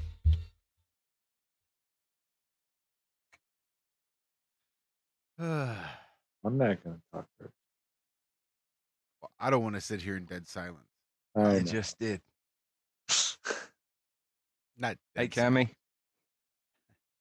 Hi. When are you coming back on? As soon as I'm invited. Every week, I think, isn't it? Josh. It's a standing invitation. Absolutely. Let's do next week. Done. You have been playing with all kinds of voices, so I think we have a lot to do. Can you hear me through your microphone, or am I coming through okay? Yep, I can hear you. Oh, excellent. Reasonably well. Yeah, we've been, you guys got to see me get shocked earlier off here. That was a good time. For all. But yeah, we've been playing with the Meriscopes and playing with the Vindograph and playing with the rocks a lot. A lot of rock playing. Sounds great. So have you adopted Zach now then? I have. I do not ever want to let that go. I definitely want to keep them. Nope. He'll sit in this room, right? People listen to it sounds better. And Look, we can't complain about the audio ever anymore. That's awesome. I mean, Zach, you sound like you're sitting next to me. now see, and I'm back so here do without you, even Cammy. time. Yeah, and I have none of my kids quite a bit back from him. So, yeah, So you're looking forward to the move. He's kind of meant to be. Yeah, but see, part of the Zach experience, part of experiencing all that is Zach, is coming to grips with the vacuum that he leaves. As much as you love him, you don't even realize how much he has intertwined himself into your very being. Oh, I do. I know you think you do. I know you think you do. I'm heavily woke. I know. I'm addicted. So it's like being a parent. Got to, I think you know what it's like. It's part of the experience. Sorry, go ahead, John. I was just going to say, you've got to play the soundtrack to the Hulk when Zach's driving out of the drive and leaving you, because that's exactly what it sounds like. The Hulk sort of has to move on. Yep. No. I've got it somewhere. I've already downloaded it somewhere. We've already talked, but he was going to move on at the end of the month, and no. I'm going to have to interject, Cammy, and Josh is right. You can only have him so long. When you've had him as long as you've got to do your duty, which is stick him on a plane to England. Or Amsterdam. And Hank. No, how about party at my house? I've already got a house full of flat earthers. I think if we added the rest of you all in here, I think I have enough room. Oh, yeah. It has to be hosted in a country that doesn't take biometrics on entry, though. That's the problem.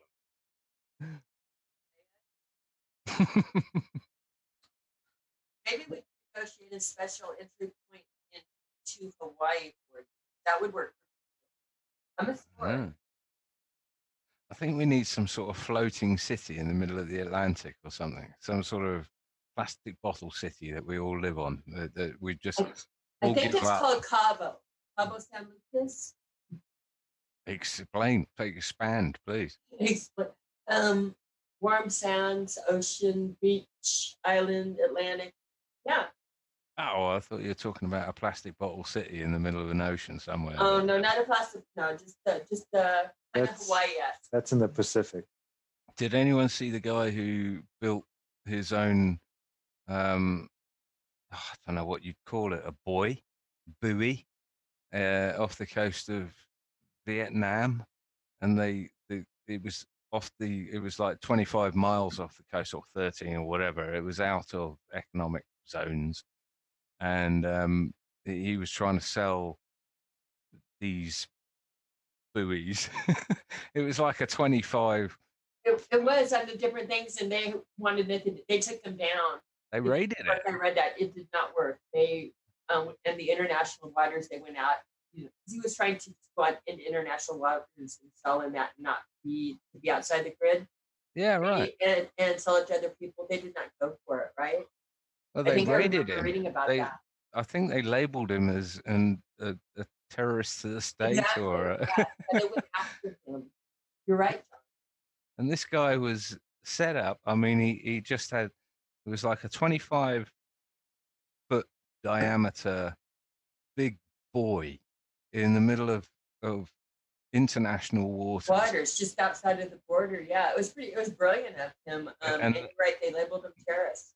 Well, they said he was threatening the state security or something. He was, and absolutely he was, because he was providing a way for people to live outside of the jurisdiction of any of this utter nonsense that we live in at the moment, this authoritarian one world state of gibberishness. And it is all of the same. Where do you live if they don't take biometrics? Well, it's entry into the country. That's what I asked him. I asked him the same thing. Sorry, Zach. Go ahead. Sorry, what? Josh? Just said, I asked you the same thing. What? About all those closed circuit television cameras that you have over your country. I mean, you're reasonably well known for the amount of cameras and eyes on people at all times. And the amount of... But there's a difference, though, isn't there? There's a difference between a camera taking a picture of you or an image of you and actually giving over biometric data, like mouth swab or urine or your butt crack or whatever it is. I mean, genetic material, I suppose. But biometric data, yeah. I mean, all it takes is a picture. They map out your face. Why do you think these FaceTime apps have been so popular, where they age you 30 years? Or they make you look like a woman if you're a man, or if you're a man, they look like you're a woman? Why do you think those are so popular? Because they just grab those snapshots, they got your biometrics. I don't know. Is that what biometric means? What is, it's I just thought biometric is sort of physically from you. I mean, not necessarily. When you, I mean, even your biometrics can be the width of your eyes, and then the space between your eyes, and then the distance to your ears, and the width of your nose, and the distance from your eyes to your nose. They map all of that out, and that's how they're able to literally just make a map of your face. And they yeah, I suppose so. You are you. I've heard beards can do a good job of disrupting the facial recognition software for the biometrics, but they actually take fingerprints on entering the state. Do they? I would. Where? Yeah, where do they take fingerprints? At the airport. In the US? Yeah. I don't remember that. Now, here's something. I don't want to thwart any commanders in chief, but if you just go to Mexico, you can get on a boat and get to America. That's all I'm saying. There's lots of people Douglas that do has it. just been to America. Did they? Yeah. Did you have to put your hand on anything or? Not that I can recall. I mean, it was super harsh, the whole security check. You have to go into this glass box and everything. But did they touch your junk? No, they didn't. But you went in a glass box. Is that would be the millimeter wave scan? Oh yeah, that's probably it. It's funny, Josh, that you mentioned Mexico. I just want to throw in a bit of a tidbit there. I was there a long time ago, like 15 years ago, and I still remember their security checks because it was so weird. Instead of putting your case on the X-ray machine, they actually opened up the case and just tore right through all of it. It was like, wow, what is going on here? Yeah, it's been a few years since I've crossed the border at Mexico, but I do remember them just having a totally different feel than on the American side. I was there on the day of the tsunami that hit, Thailand and Indonesia. You remember that, right? I think it was 15 years ago. See, I wouldn't have been able to pull that number out. I remember the event. I could never have told you it was 15 years ago. And, was that Christmas Day? Yeah, something about. I think Christmas Day, 2004. I think. I've been thinking a bit about that trip because after now, when the whole book is completed, you think about these things that you forgot about including. And one thing that I really wanted to put in the book was the Temple of Chichen Itza in Mexico. Are you familiar with this? In a cursory sort of way. I mean, I'm not intimately familiar, but I know of it. It's an ancient Mayan settlement that I went to. Sorry? Isn't it the Temple of the Sun? It's a Mayan settlement in near the Cancun area, and I thought now in hindsight it would be such a good thing to include, because in that temple, which is called El Castillo, they have carved the stone, in a way that it creates a light mirage or whatever it's called during the equinox. Isn't it going down the pyramid? Exactly. The serpent of what is the god called? Like Quetzalcoatl or Quetzalcoatl, something? correct. I think that's right. Yeah, exactly. And it's so amazing. I do think that they calculated that so many years ago, and they had a flat Earth cosmology, as far as I'm concerned. I think it's on the equinoxes, the shadows created by the apexes of the pyramid create what appears to be a shadow serpent that travels down the pyramid. Yeah. I never saw it with my own eyes, because you have to be there on that specific date. So you're saying that they knew it was a flat Earth? I mean, it's almost every civilization across the plane has at most points known it's a flat Earth. Yeah. What I'm saying is that it's pretty damn amazing that it still works. This whole serpent visual effect, after all of these hundreds of years, it still works.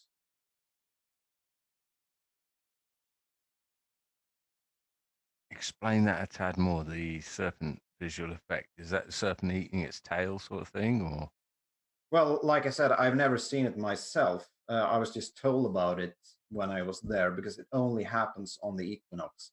But basically, they've carved the stone of El Castillo, which is the main pyramid of Chichen Itza. So on this very day, there's a huge crowd there, from what I've been told, that just watches it, and the serpent just swirls its way down the steps, and it's supposed to be a magnificent thing to watch.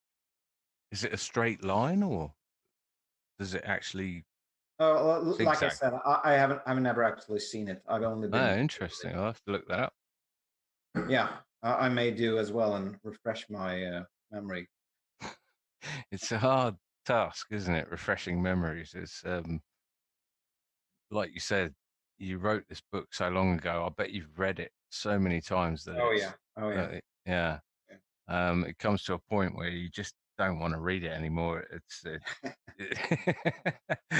So how far into the second book are you? Like 3 chapters or so, but I have a very clear idea of how I want to end it, so that helps. That's good. Ending's almost the hardest part, isn't it? But the publishers, are they asking you for the chapters? Are they happy to publish a second book? Oh no, we are all about this first book now. We're all about that. Do they know you're writing a second book? Oh yeah. And they are very happy about that too. That's cool. Yeah. Shout out to them, mascot. So right now it's all about this, and like I said, this is my very first book, and there's so many things to learn, so much red tape, how printing works and shipping and all of that. So it's a mess right now, but I'll get through it. It's a can of worms in itself, I can imagine. Wait to hold it in my hands soon. Yeah, likewise. Yeah, I can't wait either. Hey, one of your first customers. Zachary, have you told the joke yet? Yeah, I told them about Okay. putting in a good word Oh yeah. for the Thanks. Nobel. I want the million too. Yeah, of course. Can I just ask, what kind of dog breed is that running around all the time? He's a Shih Tzu. Oh, okay, cool. Yeah, we bought him so we could breed him with pit bulls, so that we could create a new breed of dog called a bullshit. Oh, okay. Yeah. I have a Samoyed, if you're familiar with that. It's a Siberian. Samoyed, yeah, absolutely. They're beautiful. Oh yeah, so beautiful. I can't imagine having any other breed after getting this one. So I'm so happy. I had a Samoyed. Oh yeah, this is the temple. This is the temple, and I remember, even though I was just like 12 years old at the time, we went up all those steps, and just 1 or 2 weeks after, they closed it because a tourist had fallen and died in this step. Getting some feedback here somewhere. They actually used this to as a sacrifice method. They would take the prisoner up there and push him down the steps. Yeah, Nice. if you believe Spanish. After they raped and pillaged the place and then turned they were all primitives. What's the alternative, Adam? Well, the alternative is that it was part of the ancient high civilization. They also claim that they had no written language, even though they've got codexes and all sorts of stuff. It's part of the dehumanization of a civilization that they cruelly wiped out. First thing is to make out they're all cannibals and they commit human sacrifice. I take that with a pinch of salt. To be honest. I'm just looking at Well, those our lovely current pair of elite sandals. leaders do human child sacrifice, so I don't know why those elites wouldn't have. Yeah, exactly. It's a projection.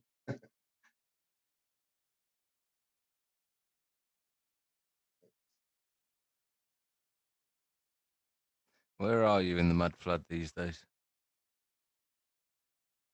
I took some very interesting pictures. I went up to a place called Fossa in Italy the other day, and I was obviously we're looking at a lot of the Phoenician rebuild stuff.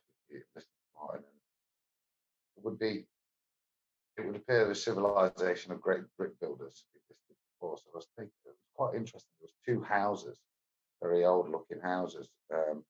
One brick built and one exactly the same, but clad with that Phoenician style. So it was interesting to see the two buildings which looked the same but dressed very, very differently. So What do you mean, the Venetian style? Phoenician style. So if you think like that same style that appears in a lot of the non-ancient stuff, even in Spain, in America, that Greco-Roman looking facade that have been put on a lot of the brick buildings. So I think there's What sort of towers and? Oh no, just think about the city of London and the way the doorways are shaped with arches of stonework that looks substantial. There appears to be quite a lot of copy work, rebuilding work, certainly during the early 1800s, where a lot of the great buildings that were already there, which were in the more ancient brick building style, which if you look at like places like Russia and stuff, it's not really cladding. St. Petersburg, you'll see more cladding and re-overlay, but during that time, it's impractical to build all of the pretty-looking Phoenician stuff, and there's this overlay of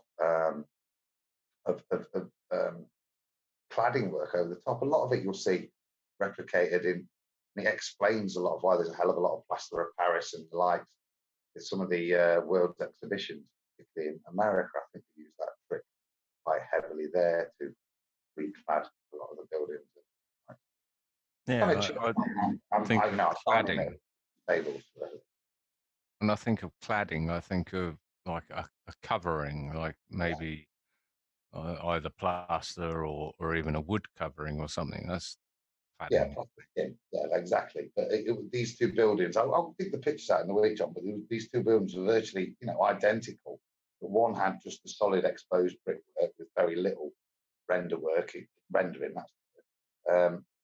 And the other one was completely done up with swirls and, like I say, the over elaborate, oversized brickwork that makes it look like large chunks of stone and very ornate decoration around the whole building. So it was quite an interesting comparison how what clearly was, Yeah, right. And what conclusions they're drawing from that, if any? Nothing. I think nothing too profound. It's about researching and trying to get to the bottom of the truth, like we're always doing, and just questioning the narrative that we're fed, particularly with regards to age, the builds. America's the greatest exemplar of that with regards to, load of Europeans turn up. They're living in mud huts, most of them, but they managed to build some of the greatest monuments with no quarries, no recognised stonemasons. I mean, within the sort of, I don't know if it's even called mudflood community at the moment, or alternative history, or whatever, revisionist history. Within that community, are there many, and I know you dip into it quite often, are there many architects, historians? Are there any of those sort of people in there? Whether they're ballers or flat earthers? I think a lot of those people in there are flat earthers. I don't think the two topics are exclusively, we'd be required to be, in the same camp. But I think questioning people question everything. But I think what you do notice when you research wood flood, it's and the likes, it's very, very. And unfortunately, my Russian is appalling. It's very heavily weighted over there, where they've got the exposure. There is the lack of narrative. There is a great deal more questioning going off with regards to this. It's again a very broad worldwide topic, and like I said, what I'm starting to see now, if anything, is people like John Levy and UAP, particularly, he's just some outstanding stuff. So he's not an architect, a physicist. I'm Bob Post UAP. I know he's interviewed him. But he's spending a lot of his time there now. He's moved on from flat Earth. He knows it's flat, and he's looking into, I say, particularly with regards to American history. Well, I mean, that's what I'm talking about. What am I talking about? No, it's gone. Well, you made a real strong effort, John. I'll give you that. I think, John, it's probably just about almost exactly the same situation that we deal with trying to show other people this, and they're like, yeah, but what does this NASA scientist say? Well, they're going to say what the NASA bullshit is because that's their career. Just like most of the historians who built a career on history certainly don't want us coming in there and unraveling all their neatly stitched together little dramas they've created. Because, I mean, just the basic American history that I was taught was utter bullshit fabrication. Paul Revere did not ride. Betsy Ross didn't make the fucking flag. It's ridiculous what we're taught as history, that if you then go do the research on for yourself, you find out it was pure media-driven fabrication. Well, to me, it was the thing about it was all the images I'd seen of, these half windows at street level, at pavement level. Yes, sir. And I was thinking to myself, okay, well, there must be an explanation for that. And I went out to some ancient towns around here and found exactly the same thing, and saw these sort of, even like 2 or 3 inches of a window at ground level. And I was just, the question I was asking was, have you not got architects and historians and things that come into the, just like we've got the globe trolls, have you not got them coming in saying, well, this is why they built those windows underground, this is why they did this, it was for ventilation, or it was for some other crazy reason. And I'm just wondering what the best explanation has been for those bizarre windows below ground level. Anytime I've looked into that type of building, it's always been about keeping the dwelling cool because the in-ground temperature is a consistent temperature. That's what I've been told and read. But that doesn't apply here in South Louisiana. In South Louisiana, we bury our dead above ground because they float up. We live on silt. We live on swampland. We live on a liquid ground that you can't bury people in. So we do not have basements, period. You don't have basements below Alexandria, Louisiana, period.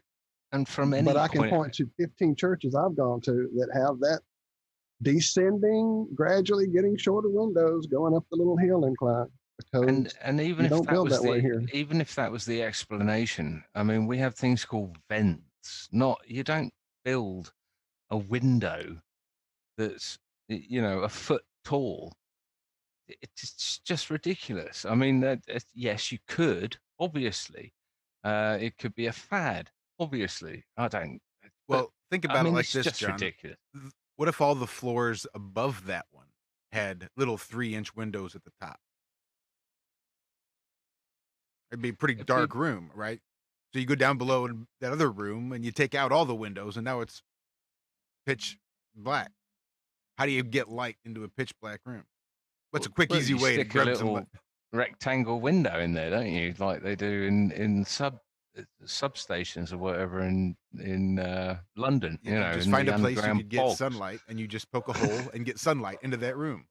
You don't build a new a full-size window and then brick over it. But how nice many to say. pictures are we seeing of our full-sized windows that have been bricked over with the mud, except for that little 3-inch top? I've seen some, but a lot of what Yeah. I've seen are small windows built above ground for a level of the building that's below the ground. And it's just a quick, simple, easy way to get light, ventilation, air.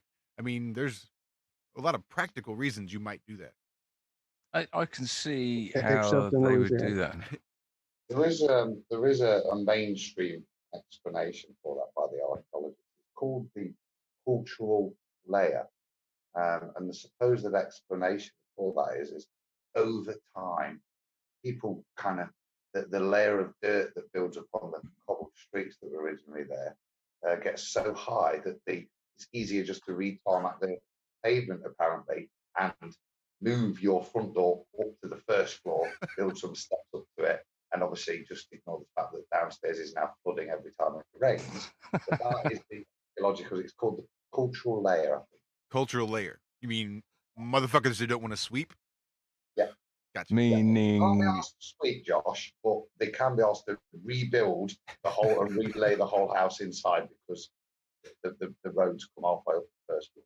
meaning shit, we just got overcome by a flood of mud, and let's do the best we can. Nope, it's just little bits of mud off of people's shoes and dead skin that build up over a year. Didn't you just hear him? It's a cultural buildup, and it's just society, man.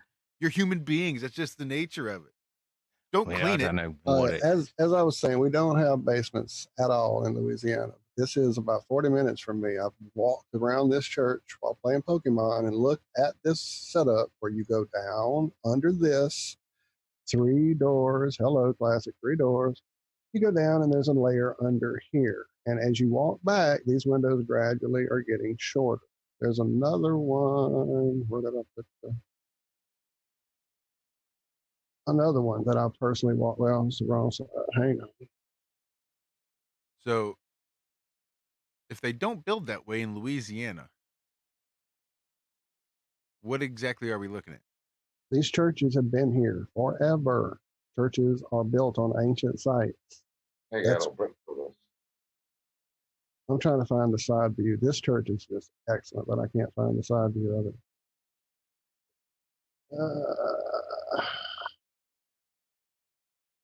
So then what you wouldn't find is a church This one, with the there little it is. small windows getting smaller and smaller and smaller as they go down. You'd have full size None of the windows. churches that I have grown up buried. in here, that I grew up in, that were mission churches that were built like in the 40s and the 50s and the 60s, they all have, actually, they're mostly sitting up on these blocks that you have to sit up on in this part of the world because of floods, real floods, not mud floods.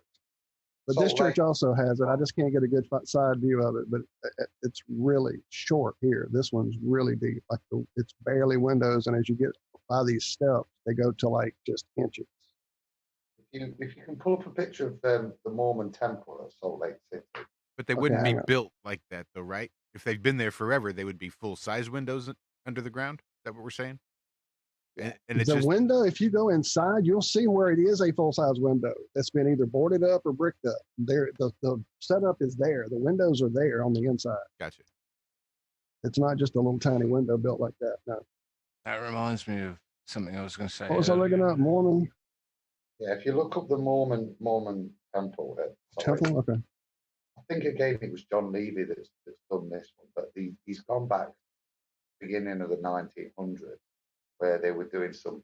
Here you go, look at this. This is apparently a shitload of peasant farmers that rock up and living. They're not that up. Wait, let me open this in another tab. Hold on, I'm gonna crash my computer with all these tabs. Wow.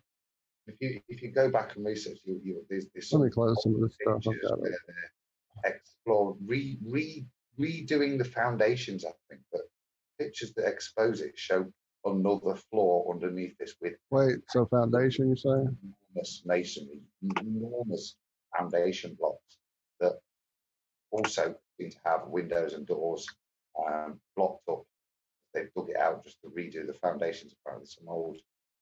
I think it's John Levy. Oh, wow, there's an old picture. Adam, can you hear me? Yeah. Oh, this cultural, what did you call it? Cultural layer, I think it's called. Cultural layer, yeah. I'd like anyone to think of the pavement outside their house and whether it has disappeared. Disappeared, yeah, exactly. I mean, I've been here personally 15 years, but I bet if I go back to the place where I was born 40 years ago, the pavement will still be there. Where did this cultural, what? There's just some sort of dust storm and people couldn't be bothered to sweep their path, and then suddenly they just thought, oh shit, the path's gone, I better build another path. I mean, it's just utter nonsense. And I've always thought this about archaeology, about how people can dig down and then find, someone's front living room table and the chicken bones they ate the night before, and you just think, well, what the hell happened? Did it just sort of dust over a millennia, or did something, come in and fill it up, and quite suddenly and quite catastrophically? Just seems ludicrous to me that it could be a cultural layer over millennia. And on that note, on that pregnant pause, I will stop sharing because I will crash. I'm just looking for you to find the picture. Yeah, so somebody else should do the searching and sharing. I'm already getting some hinkiness from my computer, so I'm pushing the limits when I share too many tabs. Just bear with me a second. Just share screen. Found the video. I just have to try and find the spot. It just doesn't pass the sniff test, is what I'm saying. Is that whether I believe this or not, or know what happened or not, it just doesn't pass. The official story just doesn't pass the sniff test. And this is a very sort of Crow-esque thing, and I recommend anyone go back, listen to the last few Crow 777 podcasts. They're brilliant, really, really good. I think it's 169, 70, 71, 72, something like that. Yeah, he had one about Rome yesterday, right? Right. Yeah, was that 172? I think I'm yet to catch up on that. but I'm doing well. All the DIY in the house, and now I can listen to some podcasts again. So it's going well. I'm chewing through stuff I've had banking up for a while. What are we looking at now? John Levy I'll touring. post That's it in the nice. link. It's a fantastic vid worth watching. It'll exemplify what I've been rambling on about. Just post it in the chat, but it goes through particularly this whole lake, and the pictures are in there. It will show you the foundation stones that go a lot deeper and do demonstrate that there was another floor underneath that temple. And I said, if you look at the datings in the supposed building, and this is the same all across North America, none of the great architecture, it's always attributed, and some of the most amazing buildings, places like the Waldorf Astoria, that you spend stupid amounts of money, apparently even in that time, and then it will knock that down. Unfortunately, America's littered with too many anomalies with regards to it, and too many great fires. Well, that's another thing that struck me, was the amount of unbelievably incredible architectural buildings that had been destroyed, and it seems to be a, what would you call it, a theme. Well, it continues to be uncovered that these big expos, world expos, are a way to introduce this, what looks to be basically grown-up orphan children that have been put into this new place with this new technology. When you look at all the photographs and all the few newsreels we have of these events, it all looks very weird and staged, and the grouping or the way people are standing in the photographs is all unnatural. And it just feels like that's part of it, is this setup to bring people into these areas that have been revealed by the receding or the uncovering or whatever. This new place, set it up, show it as like a new, exhibit. And then, nobody builds these kind of things for a year fair. It doesn't make any freaking sense. And then some of them are destroyed, but some of them become the Capitol building for that city, or the state building for that city, or whatever, It just seems like they're destroying old buildings. We had, what was it, the Notre Dame recently. I seem to remember, what was it, the one in London burning down. And I've been inside these things, and they're just pure stone. The only things you could burn would be the pews. It's almost all of it is stone. How the hell does that burn down? I don't understand it. But the Canterbury Cathedral fire, everything, numerous times. All makes sense. Grenfell, it was called. What was that? Sorry. Grenfell Tower, right? Right. Yeah. The amazing structure. That's a podcast all on its own. That's the building that tower, the dodgy London Tower block that apparently they clad with non-fireproof cladding that was super flammable, wasn't it? Really? For whatever reason. Maybe the tech got out of hand. Maybe they're trying to, use it and reapply it, and don't have the technology information they need to wield it. And I don't, just theorizing.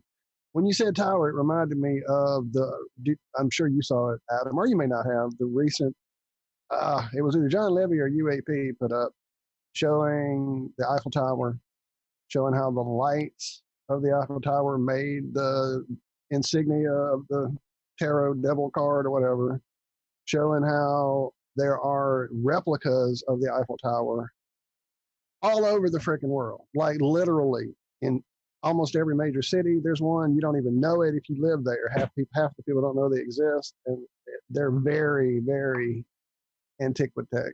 I'm trying to remember which channel it was, because I watch so much of this stuff back and forth. It kind of all blurs into one big flood of mud, but they all have some great work, great stuff.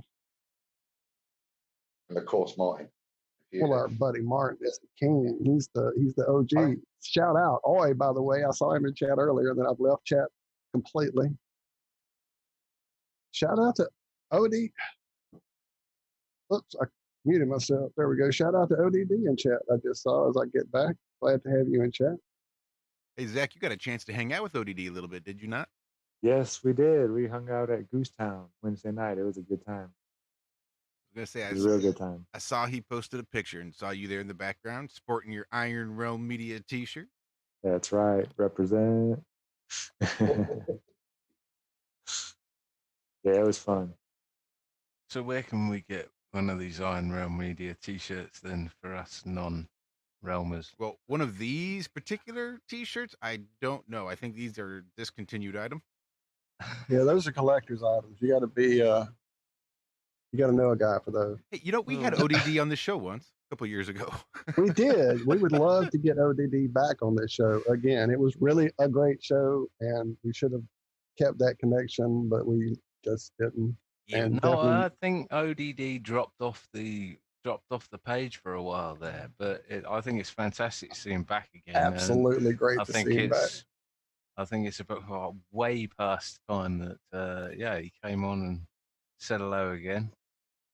And I did go back and see Martin is still in chat. Oi, Martin, glad you're here, man. I'm sure I'm mangling this whole mudflut thing. We need to get you back on here, Martin, for sure. Absolutely. In fact, we should get you and UAP and John Levy all on the show at the same time and have a roundhouse. That would be amazing. On that note, I'm going to do a runner. Knackered. It's been over 2 hours. It's been absolutely, it's like a bloody roller coaster tonight. Brilliant. I cannot wait for the Voyage to come out. Absolutely. It was. I only got about 5 pages into the second chapter because I woke up to that book. So I'll definitely dig in deeper, but I've loved what I've read so far for sure, Douglas. Yeah, I'm going to start it tonight. Thank you. Take it easy, guys, and I'll speak to you soon. I've wimped out before you, Douglas. You're an hour ahead of me, but I'm calling it quits. Who's calling somebody a pussy in midweek?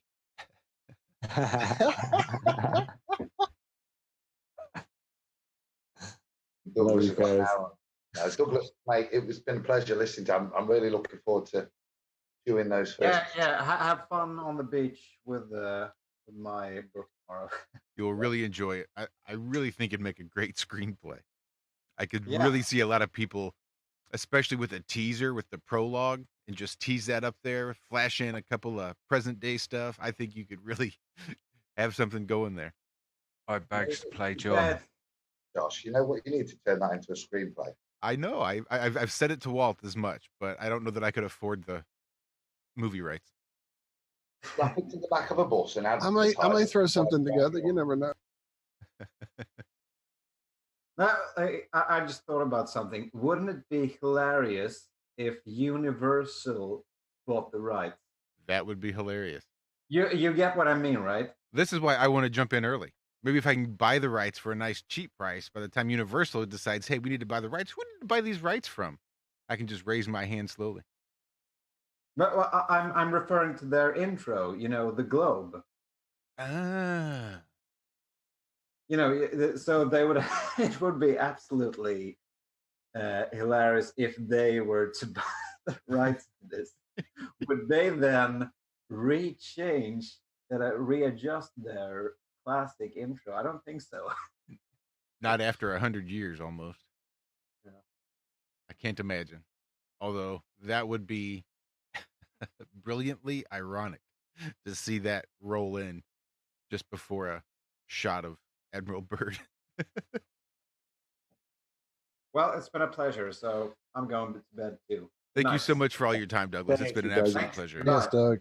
Thank you, my brother. And we would love to have you back come December. Once it's fully released and everybody's got a copy, we'll all sit down and have a little round table and discuss the ending. Yeah, sounds good. Because I think that'd be a good discussion. Thank you, brother. Take care. Yeah, Savage, you might stick around for 1 minute. I think they're coming right now. We're going to do a circle shock. Everybody holding hands. Circle Shock, band name, call it. Just make sure everybody washes their pinky. That's all I'm saying.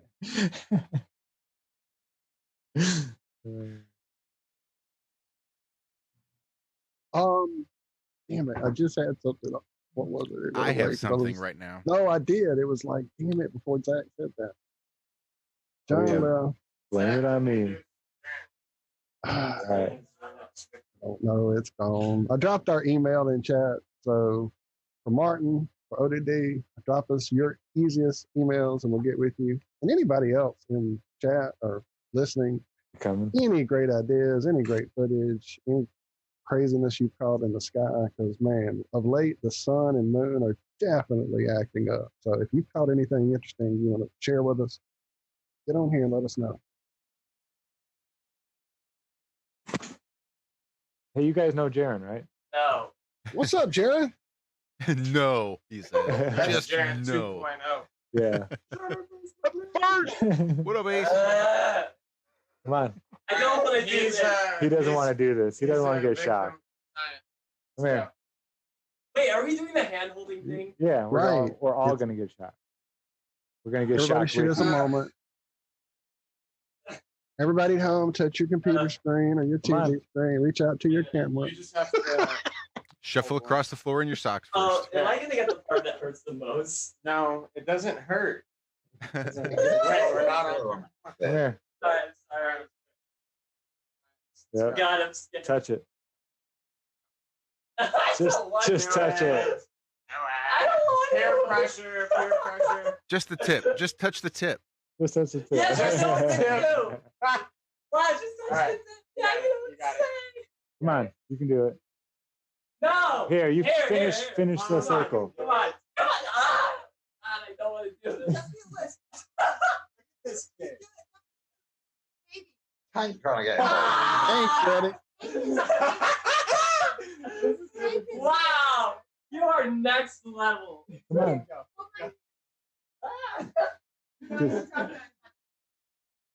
You got to complete the circuit, Jaron. You got to complete the circle. Hank's ready. Hank's ready to do it. Reaction. It's like, Yeah, we all want to do it. Here we go. Fine. All right. I got it. All right, fine. All right. I'm scared. Ready?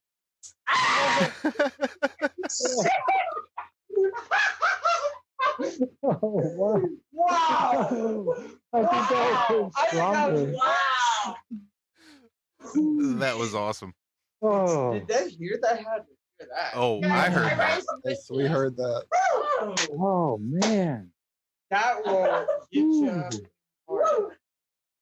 That was worse. I think adding people. Yeah.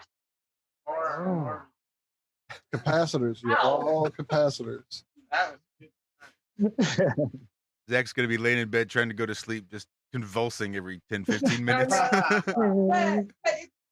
Cammy will be waking up with new ideas every 5 minutes. But where's my? That's right. Right? Her bedside lamp will click on. Yeah, I'm keeping this forever now. I zapped this with that, and it killed it. I told you. It just says 1 now. It just reads 1 the whole time. Like it's reading voltage right now somehow. Yeah, it So just you zapped the charged board. it. So Yeah, you it's, now are a superhero. Yeah. Oh man. So yeah, that's going in my memory bank, saving stuff. And Well, Don't forget to put a little notch on the side of the Van de Graaff. Count your coup. I'm gonna try with different size water. Let's see if we can do something with this. That's pretty neat. It's a lot of power. That's way more than my generator. This is why I love Cammy. Look, I have an idea bulb.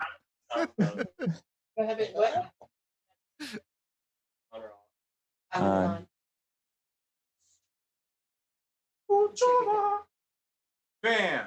Bam, just you light it? You guys, hi, Saxony. Hi, Cammy. Is that even picked up at all? Yeah, I can see it. Yes, science. Science. Woo! I need a stronger plasma ball or a light bulb. My Tesla coil, Your Tesla coil. but it's not working. I got to tinker. Yeah, we're having fun over here. It looks like it. Nothing says like I'm done being shocked like tinkering with a Tesla coil. Yeah. Well, at least I'm not tinkering. Wow, that one got me good.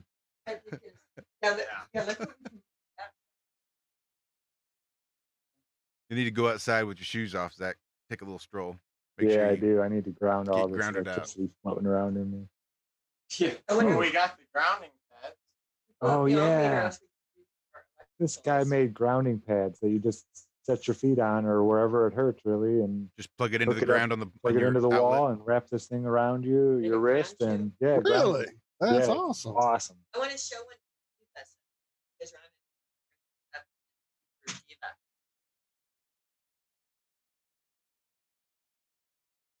John, he's pissing himself laughing, calling us nutters. Oh man, I that will was say- a good one.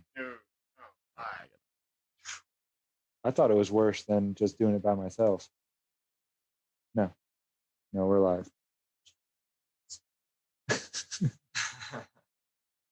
So what do you got going on next week, Adam? Bit more chilling, bro. I think bit more chilling, doing a little bit more sightseeing, and getting ready to head home. Tidying up, a little bit of DIY. Marie's got some more pictures for. Other than that, mate, very little, very. Relax. Yeah, don't make any plans. Just go with the flow. I'm gonna wake up tomorrow morning, unlike you, with no sore arms. Oh, it is, man. It's weird. They're still like flexing, some of them. It's like some kind of university frat house, is it? Yeah. very much so. Yeah, look at this thing. This is all it's all Handmade. handmade. There's your copper wires going through here, granted through the board. It's quite sizable and heavy. And then here you can show the connections. Yeah, you get one that goes and Cheers, man. wrap it around That your does arm or look tasty. wherever. And then you put your feet on that. Pad and rim. Oh, you could mess with this end thing. Oh yeah, we could be grounded in chocolates. Yeah, somebody stand on it and then hold. Y'all, if we're not alive tomorrow, know that we died happy. I told you it's not going to work that way. Zach's already charging up things. You all are going to have superpowers. Yeah, hope so. Just make sure you still have your insurance covered. It's over actually in my room. I like Yeah, I it a still lot. don't like plugging things into walls. I'm amazed. This is Yeah, a small little bottle I right here. invented that when I was like 10 years old. I didn't know what I was. I have a stainless steel water bottle that the lid's messed up on, and I was going to chuck it, and I looked at it, and I thought, I bet I could come up with something with this. So we need to talk. Minion's trying to bite his dick. Stop it. Minion's a little terror. Get him. Boom. So So Josh, when do you hear? Do you know? I thought I would hear today, but I don't know how long those background checks take typically. So Well, they were waiting till the show was over today to see how it goes. Right. Well, they heard you promoting them earlier, so I'm sure they're pumped up. they do have a sales room. You could buy all sorts of stuff. Bet you I could get a pretty good discount on some on some gear, Some optics. some optics. What is it again? You make different type of optics, Um, optical lenses for all kinds of things. The company does. The company contracts out with a lot of the military. So on their like their big howitzer guns or their mortars, they have the little eyesights where they can look and check their elevation and check make sure everything's level and see sort of where their target is. So all those the whole basic optic kit that's gonna be able to turn and rotate and manipulate the eyepiece and all the You're in a little different part bits. of the show. We make them, we refurbish old ones for other countries' military, all sorts of stuff. But then we also do all like the surveying equipment. So we make all the lenses and optics for the surveying equipment. We make the lenses and the optics for all of the planetariums. All the major planetariums have our software and hardware in them. So I'm sure I'll be able to come up with all sorts of good questions, provided everything comes back kosher. Yeah, well, it's gonna go good. Well, if you want it, got it. Well,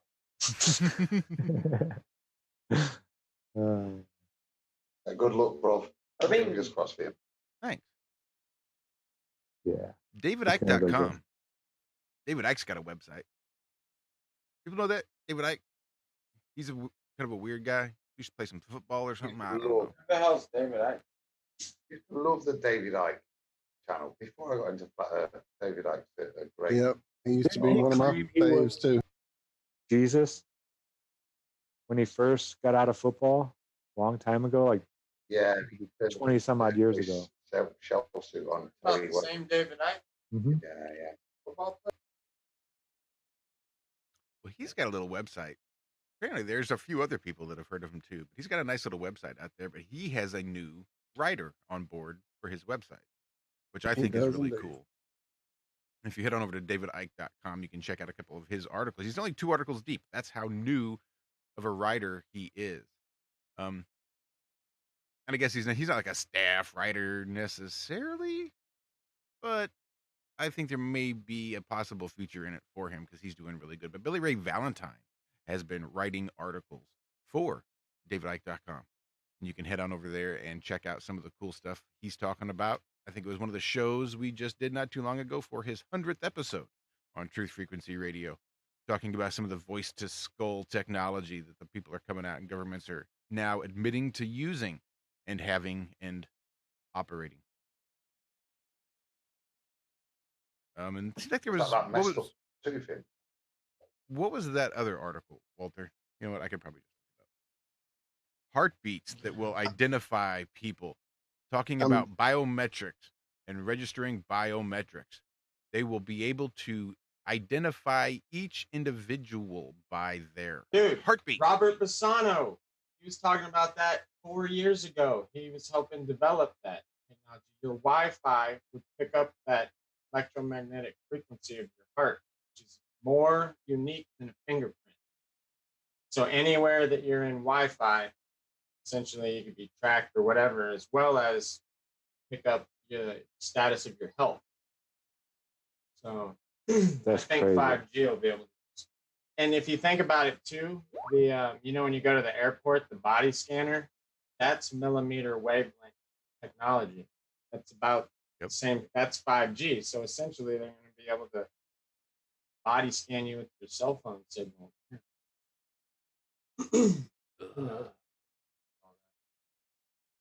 So I just wanted to give a quick shout out to BRV and the badass job that he's been doing as of late. Yeah, I'm going to drop those links here in chat when I get them from my phone to the computer, and I'll put them in the description. Yeah, we talked about the Pentagon and their admission of the technology, the lasers that can beam right into your brain and drop whatever they want to have as you're going to hear voices in your head, essentially. And key this last week of planned events. Right. Somebody talk. I'm struggling trying to get this stuff from one format to another. Well, I'm trying to think what else we had. Seems like I had other things in my brain I wanted to talk about. Oh, I saw something today. I don't want to play a video. I don't know if he'll strike it or not, but that guy you showed me with the Oh yeah. he has a DC motor hooked up to 36 volts, 2 different batteries, 18-volt battery. Grab the link He for runs that. a DC motor and puts it into this alternating current creating generator. It's just a magnet that spins with coils underneath it. kind of like a Tesla coil. Radiant watts. Gerard Morin. Yes. Gerard. Gerard, then Morin. I used to be a subscriber many, many years ago, back when I was kind of getting into my John Hutchison phase and was just kind of checking out the whole field and seeing who was out there. And I know Gerard Morin was one of those that I had run across as well. Yeah, he made his last video 9 months ago. I'm hoping he's still able to be reached. But yeah, it's like 3.5 years of tinkering and playing, making videos all about this one little generator and a couple other things as well. But yeah, I have a lot of stuff planned to watch here. Just amazing. Yeah, I've seen some bold claims about. Yeah, this guy, the last video we're watching, he shows every single thing step by step. I mean, it's. Now that I think about it, it seems like, did he not have a couple different earlier prototypes? I don't know. I'm going to just start talking out of my butt if I don't watch it. But it seems like I remember him having like the final plans and was holding off for a while. Well, he needed money to build whatever he was using 10 times bigger, which is just a cylinder magnet spinning above a coil. So he's taken a power drill battery, which could barely light up a cheapo little bitty light bulb, and he's able to light up fluorescent tubes that are burned out. His television, his radio. Everything. And it doesn't produce any heat. And he can actually run the electricity straight through the body and light up fluorescent tubes on the other side. Like Tesla was doing. So you can think of it as putting a Tesla coil into wires. The energy that would come out of a Tesla coil is being routed through wires and used to spin motors or do whatever you want to do, power, etc. Yeah, it's pretty awesome. I'm gonna give it a go. See what I can figure it out.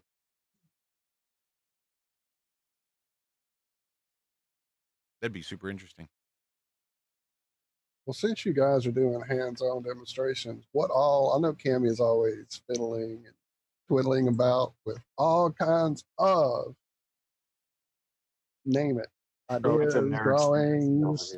It is a nerd fantasy. I know, dude, you've been making me just so jealous. I want to hurry up and get over there and hang out before they move and it all transfer even further away from me. So yeah, I definitely feel the love and energy you're having over there. And man, I was that guy. I was the nerd that would spend most of my time at the mall in the little science store after the record store. Dude, I love that. I love it. That's what most of the crap that you see, there's a lot of it anyway in there that's hidden away, all kind of little crap. Any kind of new side look, these kind of things, man. You gotta have that. You know, why do I need that? Why do I need that? What is that, a slinky bracelet? No, it's a weird ring thing. It turns into this. Oh, okay.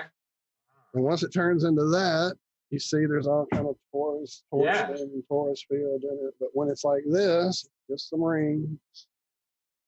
And they do that when you play with them. That's cool. That is pretty cool, though.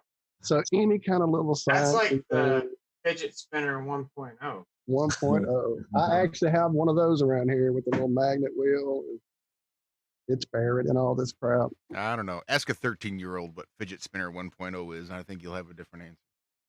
No, yeah, not that thing. No, you're not supposed to spin it. I drew those crystals. I didn't even check those crystals. So remember I told you I had a crystal kit.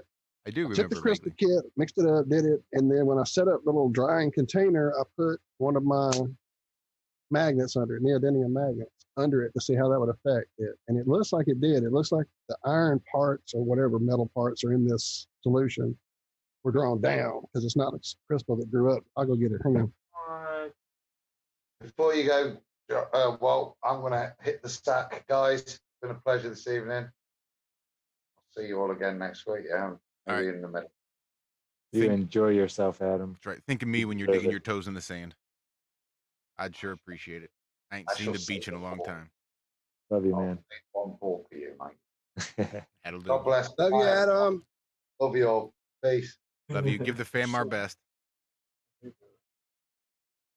That's lies. Isn't it ridiculous how many people in public you see wearing NASA? Yes, that's why I had to modify, do a little aftermarket. Love it. Hang on, I got this. Light there. Oh, wow, that's really bad. Hello, test. Too bright. Yeah. It's too Good bright. thing, Cammy. Hello, Candace. Yeah, that doesn't work. Oh, I want to see. You see, they all grew out wide and flat instead of up.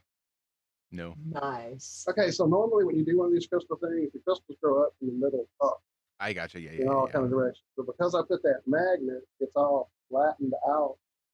Like none of it went up. It's That's all awesome. weird and it's outside. That is amazing. I'll have to go get the package. I had it all memorized, the big long name or whatever that solution was. It's one of those multi-syllabic emphasis, that word.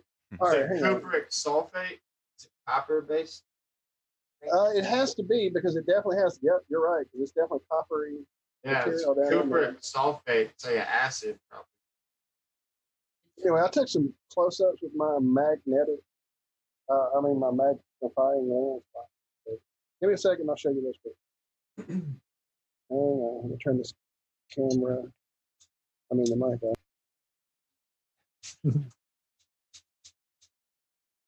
I'm resetting people's brains.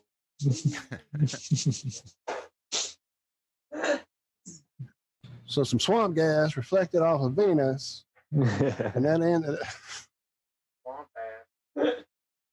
And look, get a decorator in here, like quick. Yeah, because damn. From Men in Black. Right. What if you put some of your organite underneath one of those trays, Walter? What do you think the organite would do in the creation of those crystals? Hey, I have one. I'll take it off. I have a necklace, and it's flat enough for me to actually do that with the next kit because I've got a kit that's got like 6 different solutions in it. Oh, sweet. Got some moldavite here. Oh, dude, is it like pure? Is it faceted? What is it? It says it's from Comet Meteorite Shop, Tektite, Czech Republic. Oh, yeah, that's Moldavia. That's where they come from. It's allegedly a meteorite that hit there a long time ago that produces the only extraterrestrial gemstone. I had a piece that was an earring that was faceted. Unfortunately, a faceted piece is pretty powerful. And anytime I wore it at any great length of time, it invited a lot of external shit that I really didn't want to deal with, let's just say. And so I went to a unfaceted piece that I had gotten from another crystal shop person, and it was way more easy to deal with. Wow. This is rough. Yeah, it's rough.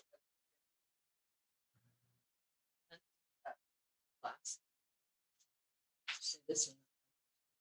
Yeah, Treblinsk or something like that. Meteor.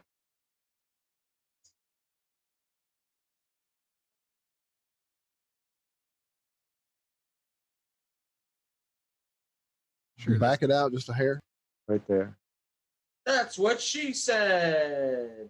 This is the Sheila, and it was that loud one in Russia, the one that made the huge noise that got the Boris, I think, yeah, or whatever. 2013. In 2013 February. Here's a off of that. Huh. I've got Libyan desert glass, all kinds of. I collect weird. If it's strange, I'm going to have it.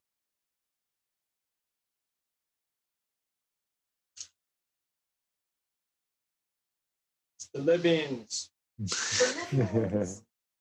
What kind of van are they driving? Damn it, Marty. Ooh, wow. Okay, can that be seen at all? Sort of. Let me make you bigger. Yeah, I saw it pretty good. Oh, as I close it out. All right, so that is a close-up of those crystals. So normally the tall ones, let me get back this way. Hello. So normally the taller ones would have just grown very tall, but like I said, they all spread out. Gotcha. Oop, not that way. This way. Don't go too far.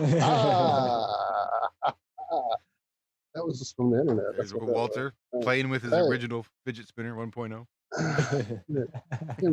The original. Yeah. Little Wally. Test. There it is. Okay, let's go. There we go. Oh, that's more crystals. Man, you can't hardly see it. Maybe No, I get it's closer. not the best. Yeah, But it's it not works. great. Well, when I had it brighter, it was too bright. That's pretty Anyway, cool. it was all purpley and coppery and very pretty. I'll send them. I was just trying to be lazy and not have to go through all the 3 steps to get it from here to Telegram over to YouTube, screen shares and all that. Plus, Cammie was showing us stuff and Zach and them, not me. I just had pictures of them. I'm sorry. What did I do? Nothing. I said you were supposed to be doing demonstrations, not me. I'm here all the time. I'm here every week. What do you want me to demonstrate? No, not this week. Next week. What do you want to see? Are you going to come be with us next week? I'm going to hold you to it. Next week, sure. You are invited every week. Not close, by the way. You were true family. There's a dude you got to get rid of though next week before. And you notice how he's sitting on the camera with just one eye showing everybody. Confirm first.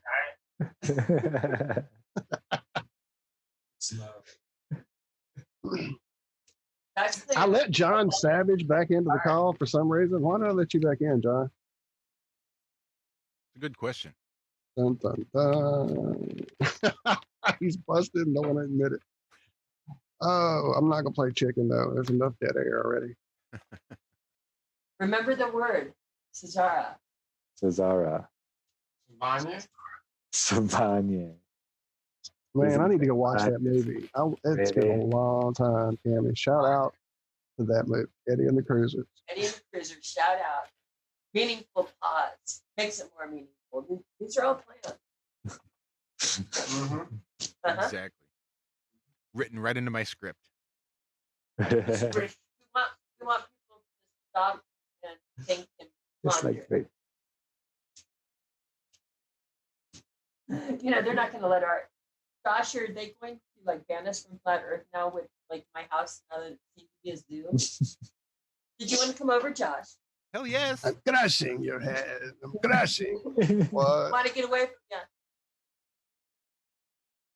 That's actually why my name was Flat Earth Head for the first year or whatever before I was Walt, was because of Kids in the Hall and the head crusher guy. Michelle kept saying, "Why are you watching all this stuff, Flathead?" And I'd be like, "What? You're a flathead. I'm crushing your head."